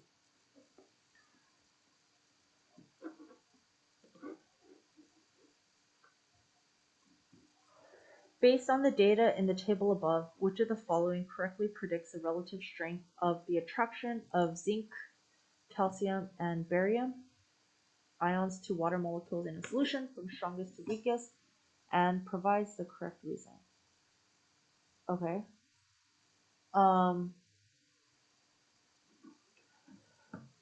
Based on ionic radius, right? Remember Coulomb's law, right? Coulomb's law is what? Greater the distance, weaker the attraction, right? So it's just going to go in order of ionic radius, right? Zn is going to be stronger than calcium, right? Which is going to be barium, stronger than barium, right? Normally, when you're considering this, what is the first thing you consider? Magnitude of the charge, right? 2 plus, right, will always be stronger than 1 plus, right? However, right, they're all 2 plus, right? So once they're all the same magnitude of charge, that's when you consider ionic radius, right? So your answer will be A. Zinc is used to reduce other compounds in chemical reactions. If a chemist needs a substance that is more effective in its reducing ability, which of the following species would be the best choice? Again, so what is going to be easily oxidized, right? What is oxidation? Right? Leo-Ger, losing electrons. Which of these are going to lose electrons? Only this one, right? Na wants to become Na plus. Does H plus want to be H2 plus? Can't. K plus want to be K2 plus? No. Does Cl minus want to become Cl? Yeah, but this is going to be much easier. So 4 is A. Number 5. In the diagram above, which of the labeled arrows identifies hydrogen bonding in water, right? Hydrogen bonding is going to be a dipole, the strongest dipole-dipole intermolecular force, right? And it's oxygen with FON, F or O, F, yeah. Yeah, hydrogen with F or N, right? Okay, so the only one, right, is D, right? This is not a hydrogen bond, right? This is a covalent bond. This is water right here, right?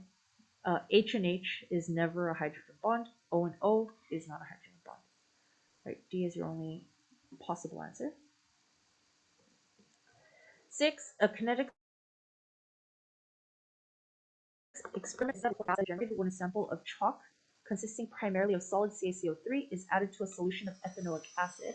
The rate of reaction between CaCO3 and CH3COOH is determined by measuring the volume of gas generated at 25 degrees Celsius and 1 atmosphere as a function of time. Which of the following experimental conditions is most likely to increase the rate of gas production? Okay, so basically, right, we're taking solid CaCO3 and we're adding it to CH3COOH aqueous, right? So what is the easiest way to, or what is a way to increase this, right? How can we increase the rate of this reaction? Decreasing the volume, right? If I decrease this volume, yes, it will shift left, but again, this is Le Chatelier's principle. So this is possible. Decreasing the concentration of the ethanoic acid solution used in the experiment. Volume and concentration, again, this is actually the same answer in terms of Le Chatelier, right? If I want this to go faster, what should I do? Increase the concentration of this guy, right? How do I speed up a reaction? Increase the concentration of your reactants, right? A and B don't really work, yeah? Decreasing the temperature at which the experiment is formed, right? We don't know if this is endothermic or exothermic, right? Hard to say, right? D, decreasing the particle size of calcium carbonate by grinding it into a fine powder, right? What do we know about decreasing surface area to volume ratio, or increasing surface area to volume ratio? That will speed up a reaction, right? 6 will be D, right? Again, right? Large solid versus powder, right? This will react faster because you have more surface area, right? Relative to volume. Why is that important? Again, collisions, right? Okay, at 450 degrees Celsius, 2 moles each of H2, I2, and HI are combined in a 1 liter rigid container. Value of Kc is 50. Which of the following will occur as the system moves towards equilibrium? Okay, so this is Q versus K, right? We know Kc is 50. Right now we have Q is equal to Hi squared divided by H2I2, right? Yeah. So um, I mean, you could calculate it, right? To be honest, you don't really have to, right? You have 2 moles, 2 mole, 2 mole, right? Which is 2 molar, right? Because it's 1 liter, right? So it's 4 over what? 2 times 2, which is 1, right? So Q equals 1, right? So Q is less than K, which means what? You shift to the right, right? So these guys will decrease, this will increase. So 7 is B.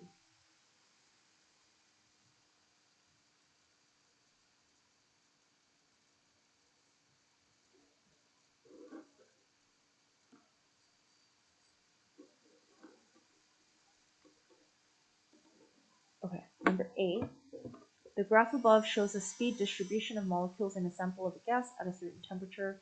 Which of the following graphs shows the speed distribution of the same molecules at a lower temperature as a dashed curve. Okay, what happens to speed if you decrease temperature? Right, remember, temperature is really equal to average kinetic energy, right? So if you decrease temperature, that means you decrease your kinetic energy, so you're going to decrease your speed, right? However, one important thing to know is that your area under the curve has to be the same, right? Because your number of molecules isn't changing, right? So D. Okay, number 9. A 100-gram sample of metal was heated to 100 degrees Celsius and then quickly transferred to an insulated container holding 100 grams of water at 22 degrees Celsius. Temperature of the water rose to reach a final temperature of 35 degrees Celsius. Which of the following can be concluded? Right? So that means, right, that this 100-gram sample of metal transferred heat to my water, right? And then, yeah, so this, right, we know that, yeah. So let's go through the answers. Metal temperature changed more than the water temperature did. Why? Right? It has to do with what? Specific heat, right? So the reason why your metal changed more is that it has a lower specific heat, right? But again, did it lose more thermal energy? No, because Q of your metal, right? The heat that your metal lost has to be absorbed by your water, right? The total amount of heat is the same. The metal temperature changed more than the water temperature did, but the metal lost the same amount of thermal energy as the water did. Yes, right? So this one has a lower, your metal has a lower heat capacity, right, than your water, right? Which is why the temperature changed more.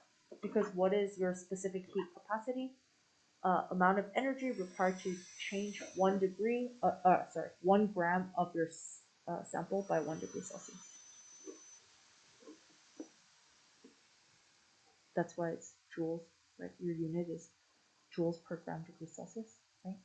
The amount of energy required to change 1 gram by 1 degree Celsius.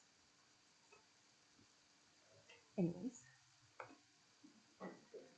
Number 10, elements I and Te have similar average atomic masses. A sample that was believed to be a mixture was run through a mass spectrometer, resulting in the data above. All of the following statements are true. Which one would be the best basis for concluding that the sample was pure Te? Okay, so if you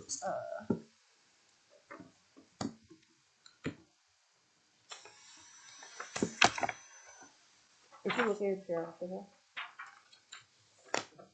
right? I, right, atomic mass is what? Like approximately 127? Or sorry. I is 126.91, right? Te is what? 127.60. Right? So when you look at this, right? Yeah, relative abundance, right, tells you how much it is, right? What is the most abundant here? 128, 130, right? You cannot actually calculate this because, again, remember multiple choice, you have no calculator, right? So charge has nothing to do with this, right? Abundance in the universe has nothing to do with this, right? Because you're looking at the abundance of your isotopes, right?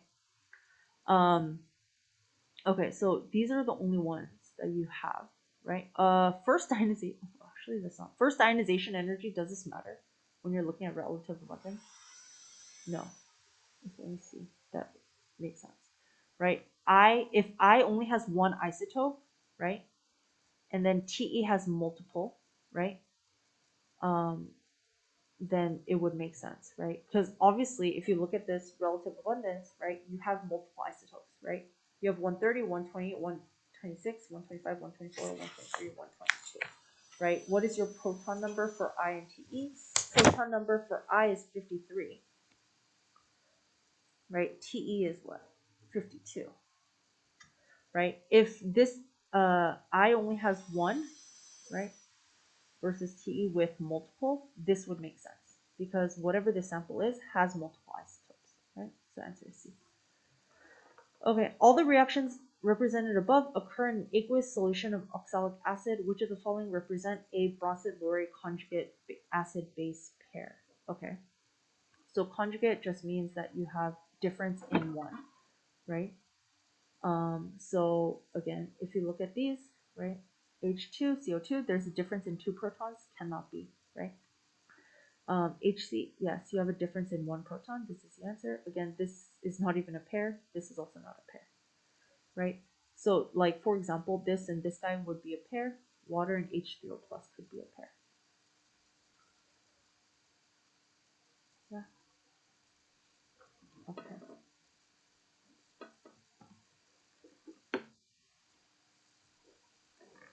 Okay, which of the following reactions is not thermodynamically favored at low temperature, but becomes favored as the temperature increases, right? So this is a delta G question, right? So we know delta G equals delta H minus T delta S, right? What is thermodynamically favored? It just means spontaneous, right? The universe, right? What is thermodynamically favored? Exothermic. What is thermodynamically favored in terms of entropy?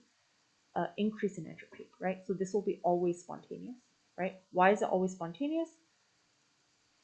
It is favored by the universe, right? When you flip it around, it'll be never, right? When you have one, right? When you have one that is thermodynamically favored, one that is not, right? It'll be sometimes, right? In which case it only works at low temperatures, right? If you have exothermic but a decrease in entropy, it only works at low temperatures, plus high T, right? Only works at high temperatures, right? So what will be not thermodynamically favored but becomes favored as the temperature increases, right? Again, that's plus high T, right? So it'll be 12. Positive, positive, high temperature, right? If we look at negative, this is favored at low temperatures, right? Delta H is negative and positive. This is at all temperatures, right? Positive, negative, this is never. This can never be spontaneous. Okay. Okay.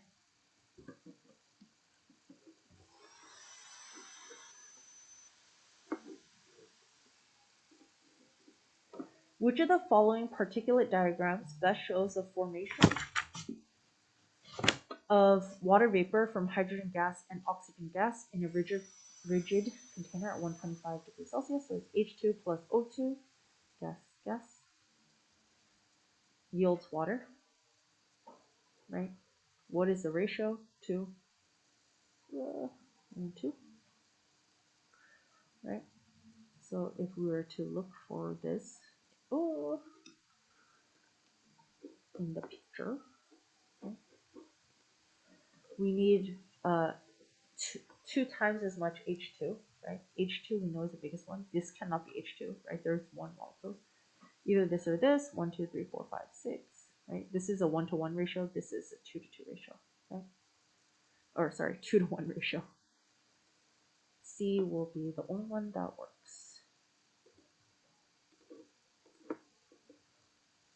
Right? When they have these guys, right, always, if they're looking at ratios, right? Anyways. A 50 milliliter sample of an acid of unknown molarity is titrated and the pH of the resulting function is measured with the pH meter and graphed as a function of the volume of 0.1 molar NaOH added. At point R in the titration, right, which of the following species has the highest concentration, right? So this is before your endpoint, right, which is like around here, right? So when you're before your endpoint, what are you going to have the most of, right? It's going to be your undissociated acid, right? Okay.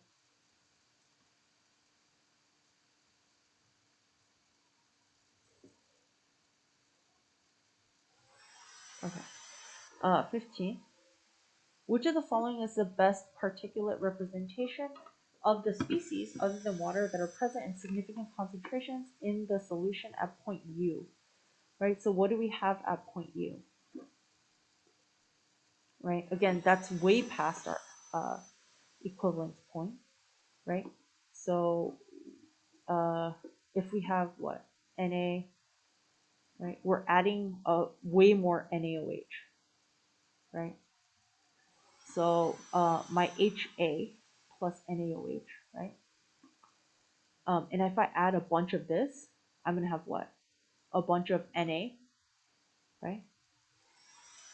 A bunch of A, and then some OH minus. Why?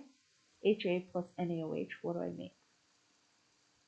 I make water, and I make NaA, right? So if I keep on adding NaOH, right, that means I'm going to have water, and I'm also going to get OH minus, right? I'm still going to have, what do you call it? Na plus, right? And I'll have A minus, right? So the three things I'll have a bunch of Na, right? Because the more NaOH I add, I have a lot of Na, right? I'll have less OH minus than I have Na because some of my OH minus will have turned to water with my H plus, and then I'll have a bunch of A minus, right?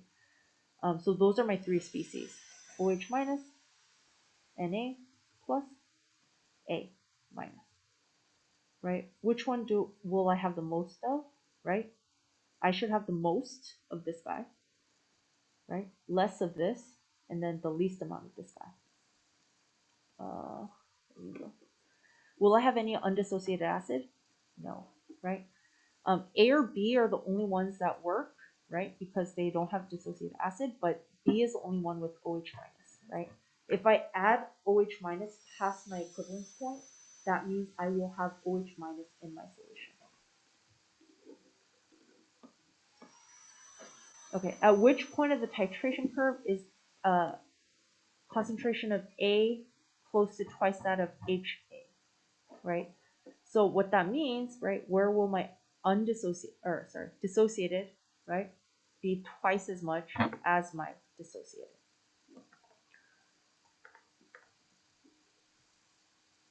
Right? So what's going to happen? The closer I get to my equivalence point, right, at my equivalence point, what should happen? Right? So here, right, on this side, I have more HA, right? Here I have more A, right? So where would I have twice as much A than HA? On RST is obviously not U, right? Probably T. Closest to my equivalence point. Okay, a student carries out the same titration but uses an indicator instead of a pH meter. If the indicator changes color slightly past the equivalence point, what will the student obtain for the calculated concentration of the acid? Right? I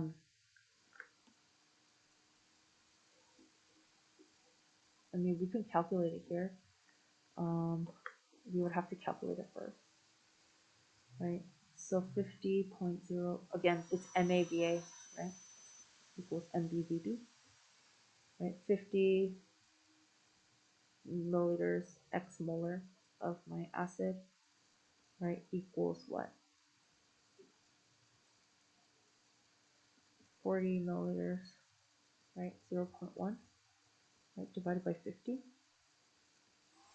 4 over 50, right? 4 over 50 times 2, 8 over 100, so 0.08 molar.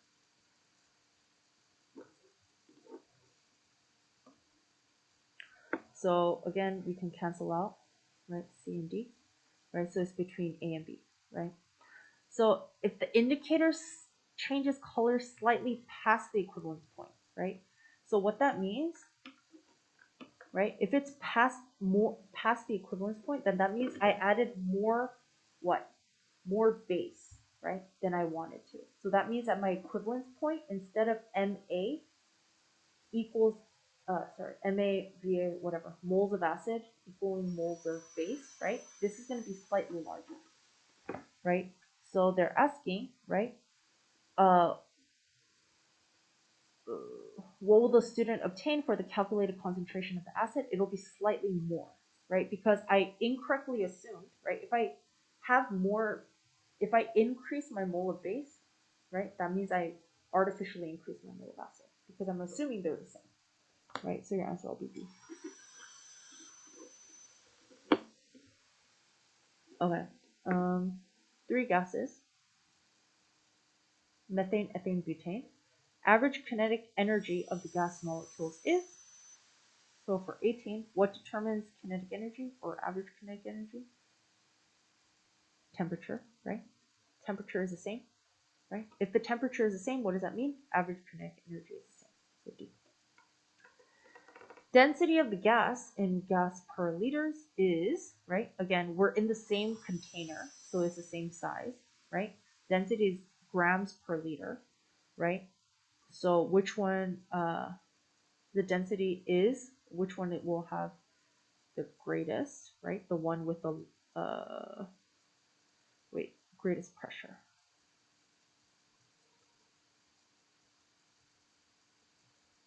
Right? Because what does it mean if you have greater pressure? Pressure equals more moles. Right? This is double the pressure of this side and this side. Right? So B. If the pressure was the same, which one would be the greatest? C. Okay, if the pressure of each gas is increased at constant temperature until condensation occurs, which gas will condense at the lowest pressure? Okay, so this one is just asking like which one has the weakest intermolecular. Sorry. Let me read it. Pressure of gas is increased at constant temperature until condensation occurs. Which one will condense at the lowest pressure? Right. So which one will right? Basically, which one will sorry, gas to liquid, right? Which one will go from gas to liquid, right? So we know that when you take a gas to liquid, right? How does a gas turn to liquid? What happens to your intermolecular forces? It becomes stronger, right? So the one with the strongest intermolecular force would condense fastest, right? CH4, C2H6, C4H10, they only have London dispersion forces, right? They're all nonpolar. Hydrocarbons, again, nonpolar. So how do we find the strongest London dispersion force, right? Molar mass. Greater molar mass means you have more electrons, right? More electrons means that you have what? Stronger London dispersion forces. Right, so the answer for this one is butane, which is C.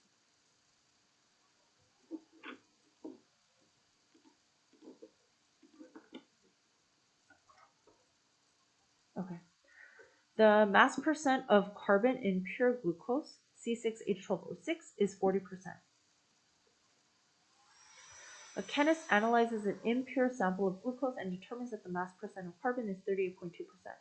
Which of the following impurities could account for the low mass percent of carbon in the sample, right? So what that means is you have something that has more hydrogen and oxygen, right? You have more hydrogen and oxygen than in pure glucose, right? So water, that would work, right? C5H10O5, that's still a CH2O, right? 1 to 2 to 1 ratio. It won't change it. Same thing, 1 to 2 to 1 ratio, 1 to 2 to 1. This one has more carbon, so this one really doesn't work, right? Then your mass percent of carbon should be greater than what you were expecting in your pure sample. Okay. Hold on, we have 30 minutes, right? I don't know if we are going to be able to get through all of them. I'll try my best. Are there any ones that you have questions on, or just like what you got wrong? And you can do it that way. Because do you have the like which numbers you got wrong? You guys did Google Docs, right? Because I feel like that'll be more efficient. Unless you guys don't have it or don't wanna, and we could just go through all of it, but or I'll try my best to kind of get through all of them. Don't know.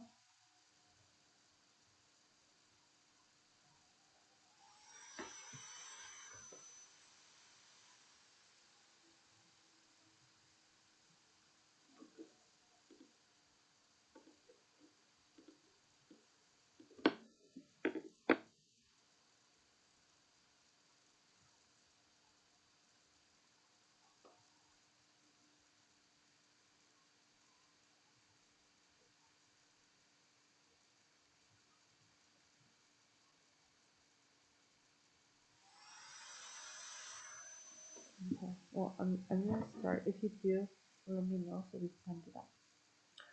Okay, caffeine is a weak base with a Kb of 4 times 10 to the negative 4. pH of 0.01. Molar solution of caffeine is in the range of. Again, you really don't even need to do this problem, right? You should be able to know, even though it is a weak base, it'll be this 0.01, twofold greater than that, right? So there you go, right?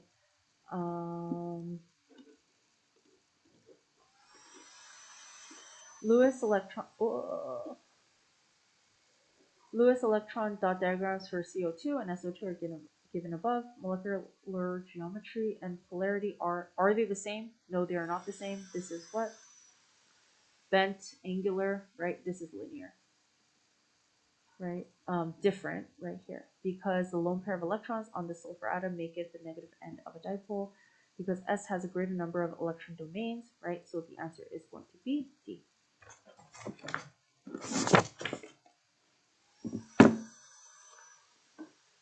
Okay, 24. Consider the following mechanism for the reaction represented above. So we have, again, the two, right?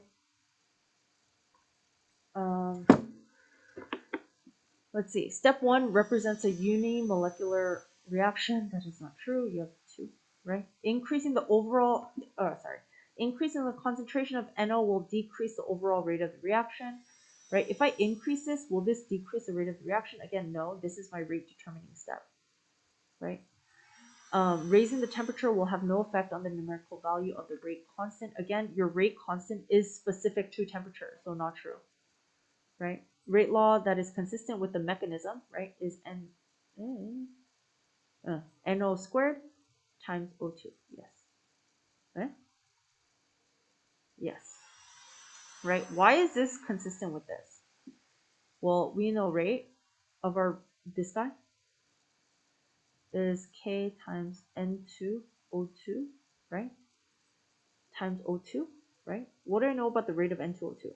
Rate of N2O2, right, from this is what?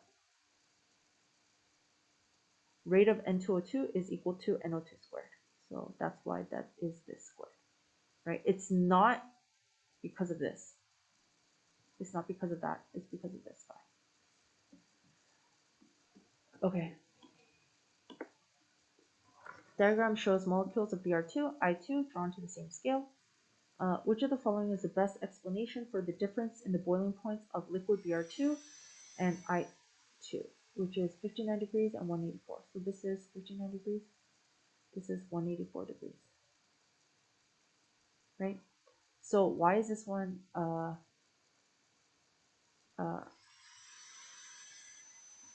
why is this one greater? Network covalent versus solid, that is not true, right? Covalent bonds in I2 are weaker than those in Br2. Again, if you look at your periodic table, right, they're both what?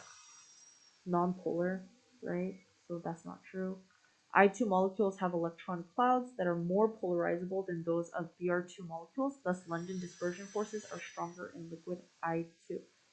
This is going to be true, right? Again, when you're looking at comparing London dispersion forces, because these are both nonpolar, means that they have London dispersion forces, you look at electron cloud, right? Molar mass, electron cloud, whatever. Electronegativity does not have anything to do with it. And it is the opposite effect, right? Stronger intermolecular forces means greater boiling point. Okay, the figure above represents 3 sealed 1 liter vessels, each containing an inert gas at 298 Kelvin.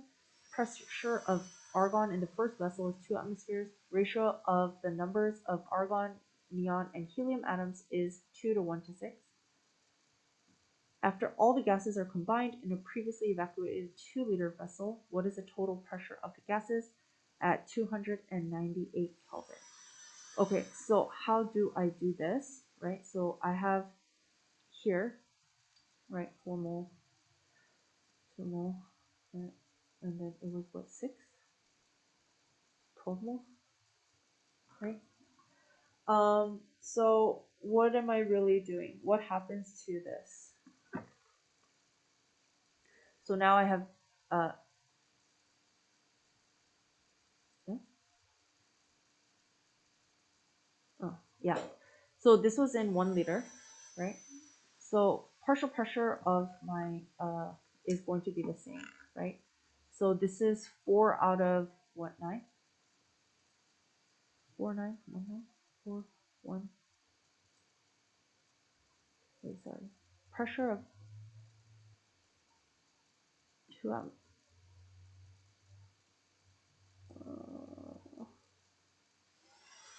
2 ounces after yeah, two 2 atmospheres. So that means this is 1 atmosphere, right? And this is what, 6 atmospheres, right? So then when I change the this by double it, what happens to my pressure? It becomes, right, if I double my volume, what happens to my pressure? My pressure is halved, right? Yeah. So it's 1 atmosphere plus 0.5 atmosphere plus 3 atmosphere, right? 4.5 atmosphere. Good. Okay, dissolution of an ionic solute in a polar solvent can be imagined as occurring in 3 steps as shown in the figure above. In step 1, separation between ions is greatly increased, just as will occur when the solute dissolves in polar solvent. In step 2, polar solvent is expanded to make spaces that the ions will occupy. In the last step, the ions are inserted into the spaces in the polar solvent. Which of the following describes the enthalpy change, delta H, for each step? Okay, so how do we do this guy?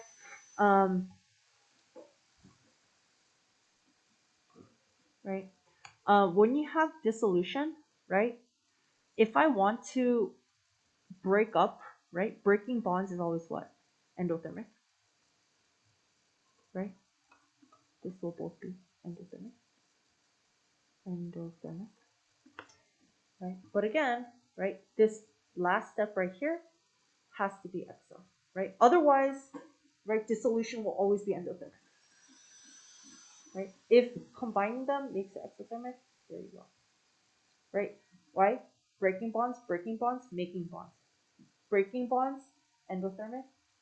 Making bonds, exothermic, right? Breaking bonds, making bonds, right? Endo, endo, exo. So 27 is going to be D.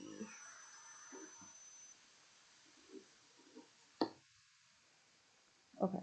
A student mixes dilute silver nitrate with excess sodium chloride to form silver chloride as represented by the net ionic equation above. Which of the diagrams below best represents the ions that are present in significant concentrations in the solution? KSP is 1 times 8 times 10 to the negative 10. So that means pretty low, right? Okay. So again, what does that mean, right? Everything is, we have dilute AgNO3, excess NaCl, right?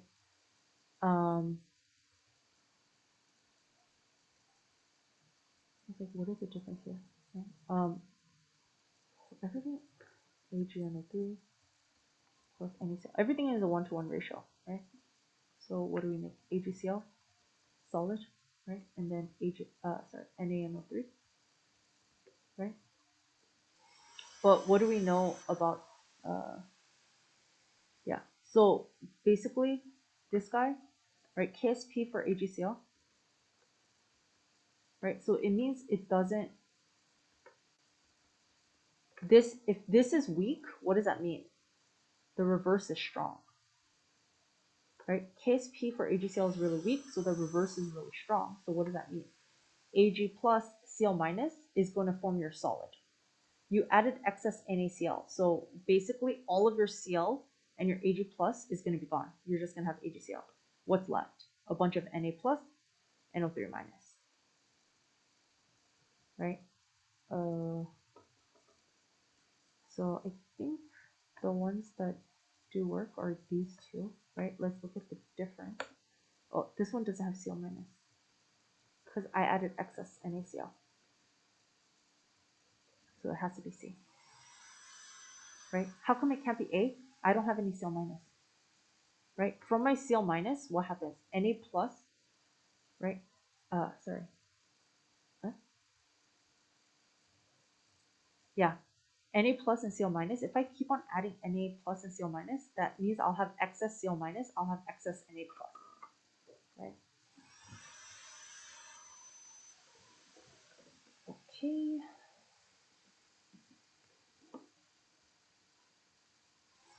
Okay, PCl5 decomposes into PCl3 and Cl2 according to the equation above. Pure sample of PCl5 is placed in a rigid evacuated 1 liter container. Initial pressure of the PCl5 is 1 atmosphere. Temperature is held constant until PCl5 reaches equilibrium with its decomposition product. Figures below show the initial and equilibrium conditions of the system. Which of the following is the most likely cause for the increase in pressure observed in the container as the reaction reaches equilibrium? Okay, so you see that we have an increase, right? So why did it increase? It means that our reaction did what? Shifted to the right. Yes, yeah. Right. So again, like what would be an explanation? Decrease in the strength of intermolecular attractions? No, does not apply. We're talking about gases. Increase in the strength, again, we're not talking about intermolecular forces. Increase in the number of molecules, which increases the frequency of collisions within the walls of the container. That would increase your pressure, right? Because what is pressure, right? Collisions of your molecules with the container. Increase in the speed. Again, it says temperature is held constant. Can your speed increase if your temperature is held constant? No. C is the only one that works. Okay, 30. As the reaction progresses towards equilibrium, the rate of the forward reaction. So what happens when you when you're going towards equilibrium? What's going to happen to your rate? It's going to decrease, right? Okay. If the decomposition reaction were to go to completion, the total pressure in the container would be, again,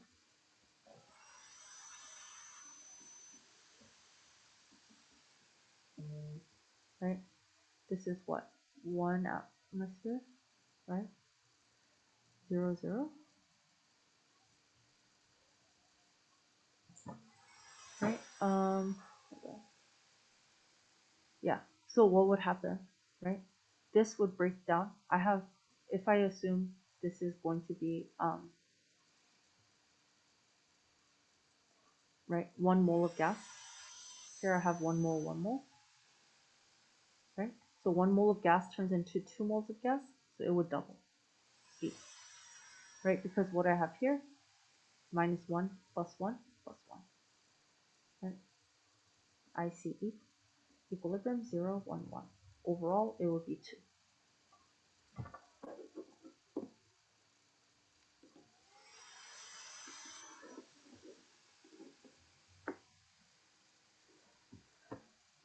Which of the following statements about Kp, the equilibrium constant for the reaction, is correct? Oh, it's still talking about this. So we know that again at K is equal to PCl3 times Cl2 over PCl5, right?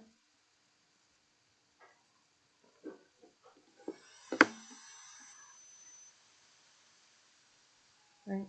And we know that your K, right, is at equilibrium we got 1.4 total atmosphere, right? So did we go to completion? Okay. Right, we have 1.4, 1.4, right? So what does that mean? That means if let me do an isotope again, right?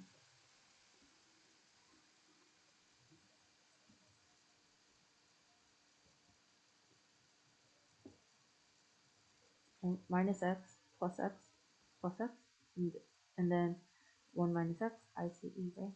X, x. Right, so my total pressure is equal to 1 minus x plus x plus x, right? So 1 plus x equals 1.4, right? So x equals 0.4. Yeah. So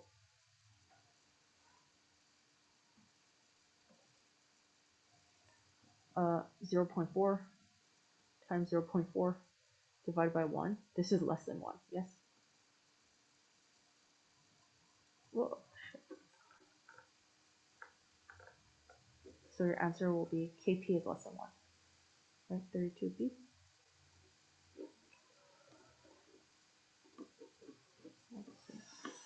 Okay, 33. Additional chlorine gas is injected into the system at equilibrium. Which of the following graphs best shows the rate of the reverse reaction as a function of time? So if I add Cl2, what's going to happen is the reverse reaction is going to increase, right? Because I shift left Le Chatelier again, right? So it's going to start from not zero, right? It's going to start from some point in time, right here, and then when I add, right, my Cl2, is my rate is going to increase, right? And then after equilibrium has reestablished, what's going to happen to my reverse rate? It'll stabilize, right? So B, right? This one, it goes below equilibrium, doesn't make sense.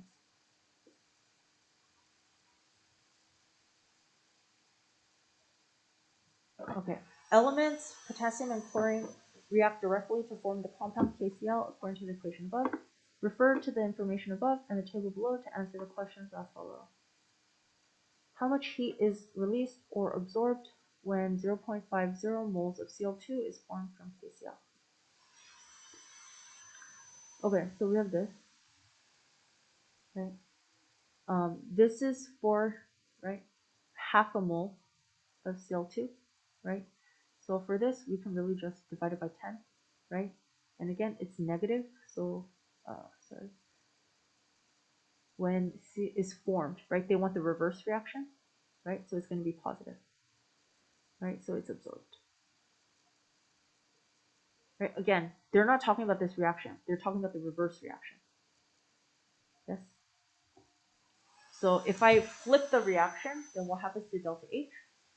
Positive, right? And it's 1/10 of a mole of this, so it's going to be 1/10 of this guy. Okay, 35. What remains in the reaction vessel after equal masses of K and Cl2 have reacted until either one or both of the reactants have been completely consumed? Okay, so after these are both done, right, they're basically asking what is going to be left over, right? So we're going to have our product, right, and we basically need to find which one is our limiting reagent, right? So I can just kind of assume I have 100 grams of this, of K. I can assume I have 100 grams of Cl2, right? Chlorine is going to be like 71 grams per mole, right? Potassium is what, 39 grams per mole, right? But I use what? Double the amount of this guy, right? So 39 times 2 is greater than 71, right? Yeah, right? So this is my limiting reagent. So at the end, I'm going to have KCl and Cl2.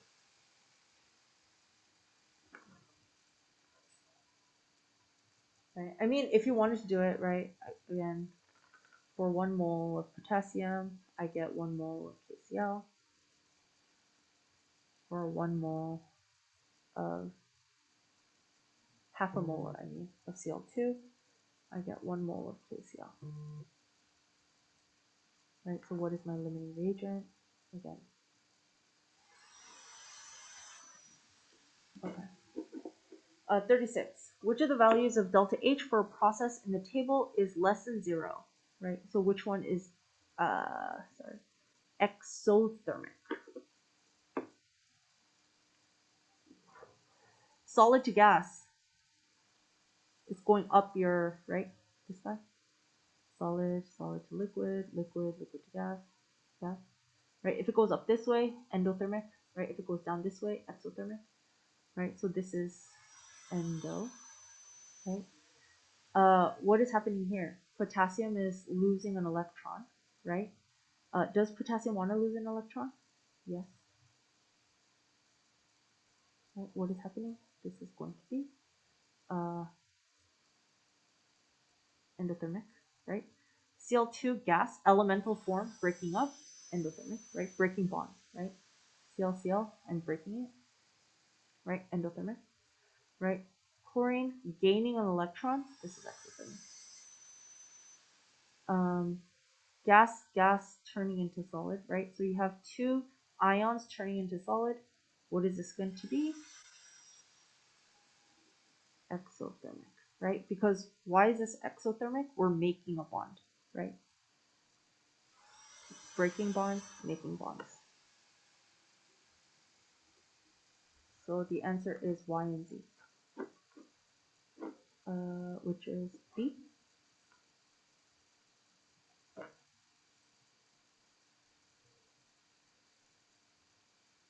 Okay, 37. It is observed that the reaction producing KCl from its elements here goes essentially to completion. Which of the following is a true statement about the thermodynamic favorability of the reaction? Okay, so what does that mean? It means that if the forward reaction is really strong, what do we know about the reverse reaction? Very weak, right? Thermal, we know that this is what? Exothermic, right? So delta H is negative, right? Which is favorable, thermodynamically favorable. What do we know about entropy of this, right? Because delta G equals delta H minus T delta S. I'm taking solid and gas turning into solid. This is what? Decrease in delta S, right? Or negative delta S, right? But so it's negative negative, right? So that means that this reaction is going because delta H is driving it, right? So driven by enthalpy change. If it goes to completion, if your reaction goes, that means it's thermodynamically favored, right? Okay. Which of the following expressions is equivalent to delta H for the reaction? Which of the following expressions is equivalent to delta H for the reaction represented above? Okay, so we have this. Oh, oops. Cl2 plus 2 electrons goes to 2Cl, right? So what do we do, right? To make this this one, right? So if we have Cl2 goes to 2Cl, and then we have Cl minus plus electron goes to Cl minus, right? Again, we're trying to make 2Cl minus, so we multiply by 2. If we combine this, 2Cl, 2Cl cancel out, and we get this, right? So what do I do? What did I do to x? Nothing, right? It was x. What did we do to y? We multiplied by 2. So it's x, and then this is 2y. So x plus 2y.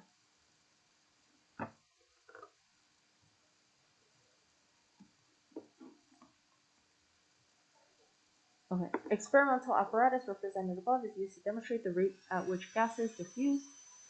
When the cotton balls are placed in the ends of the tube at the same time, gases diffuse from each end and meet somewhere in between when they react to where they react to form a white solid. Which of the following combinations will produce a solid closest to the center of the tube? That means that what? They're moving at the same velocity, right? So we have to look at similar molar mass, right? If this gas and this, or sorry, these two gases have similar molar mass, right? They will move at the same speed. HCl 36.5, HBr 81, right? CH3 and H2 12 plus 14 is what? 12 plus 14, 12, 26 plus 5 is like 31, right? NH3, 14 plus 3 is 17. This one doesn't work. This one is 31, doesn't work, right? A.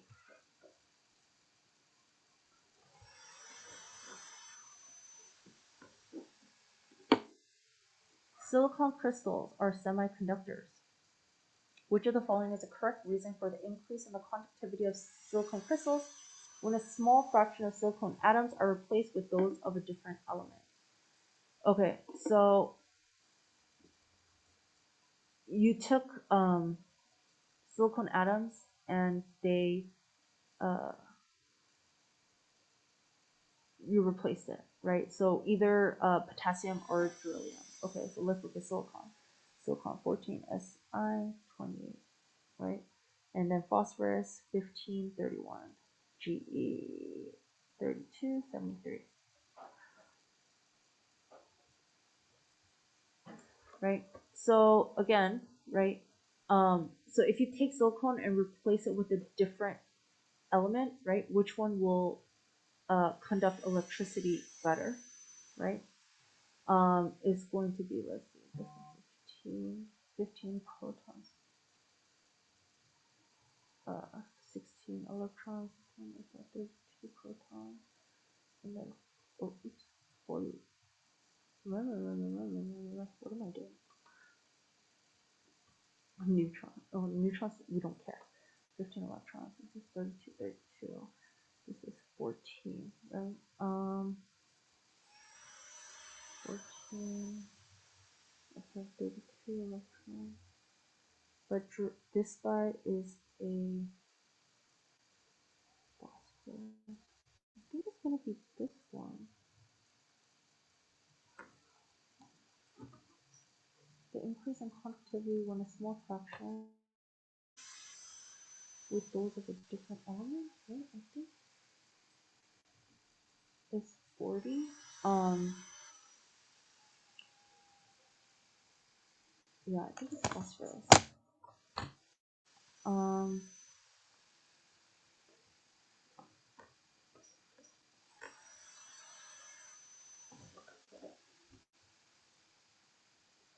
why would it be phosphorus? Silicon and what's it called? Um, germanium, right? These guys are in the same group, right? Phosphorus, this guy, right? This has 1, 2, 3, 4. These guys have, this has 4 valence electrons, this has 4 valence electrons, this has 5 valence electrons, right? So when you replace it with phosphorus, you have 1 more valence electron. So it introduces more negative charge, right? Why is that important? Remember, for metals, you have your, or it's not metal, but to conduct electricity, right? Your charges for these guys have to be mobile, right? So A. Yeah, I think that's the only reason. Let me see. 3273. Yeah. Yeah. Adding more. So like Ge, right? Even though they have more electrons than silicon does, right? They have the same amount of valence electrons, so it doesn't matter. Okay. 41. Oh, we're gonna run out of time. Okay, so we have like 3 minutes. Yeah. Do you guys have questions on 41 to 53? That you guys, or 41 to 60? And then we can just go over those.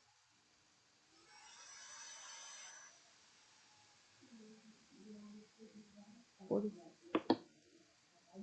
Just call them all out.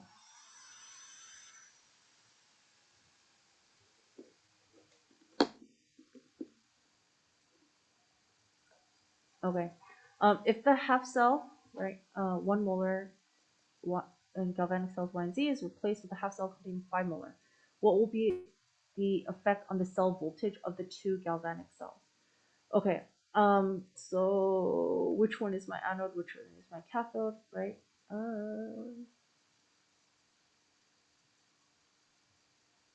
This one's greater, so this one is flipped, right? So, what is adding this? Wait, hold on. I don't know what's going on here. Hold on. Half cell, okay. So, Y and Z is replaced with half cell containing 5 molar FeNO3 2. So basically, you're just adding a higher concentration of Fe. This guy and this guy. Right? What will be the effect of the cell voltage of the two galvanic cells? Right? Is what I'm assuming. So here, if I add more of this, right, what's going to happen?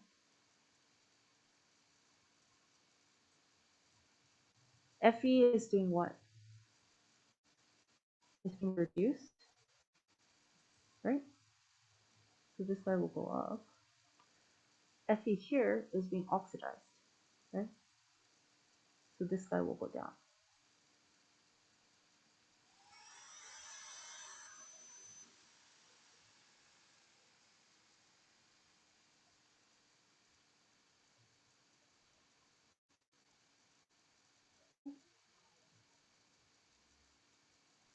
So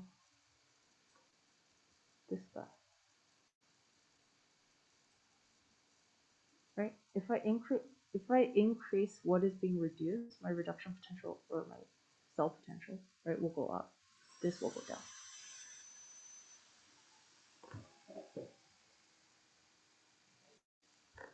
Yeah.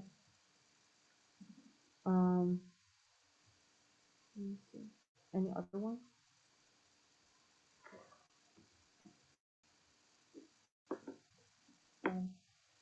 40 to 60.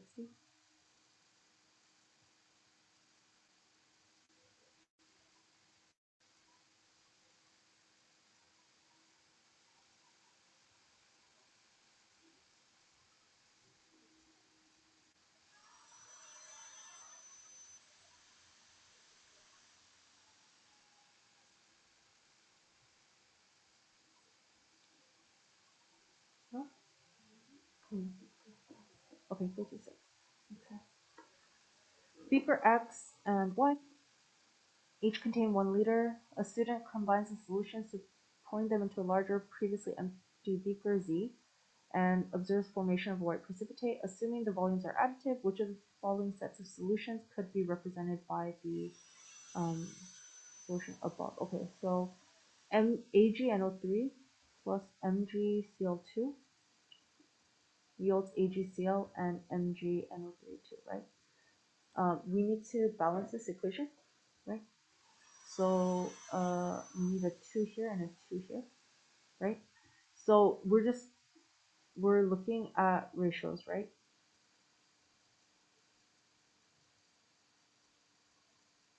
Right. So AgNO3 and MgCl2 is going to be a 1-to-1 ratio, or sorry, Jesus, 2-to-1 ratio, right? So C and D, right? And then what happens in beaker Z though? I took each, right? So what's going to happen? My concentrations are going to do what? They're going to be halved.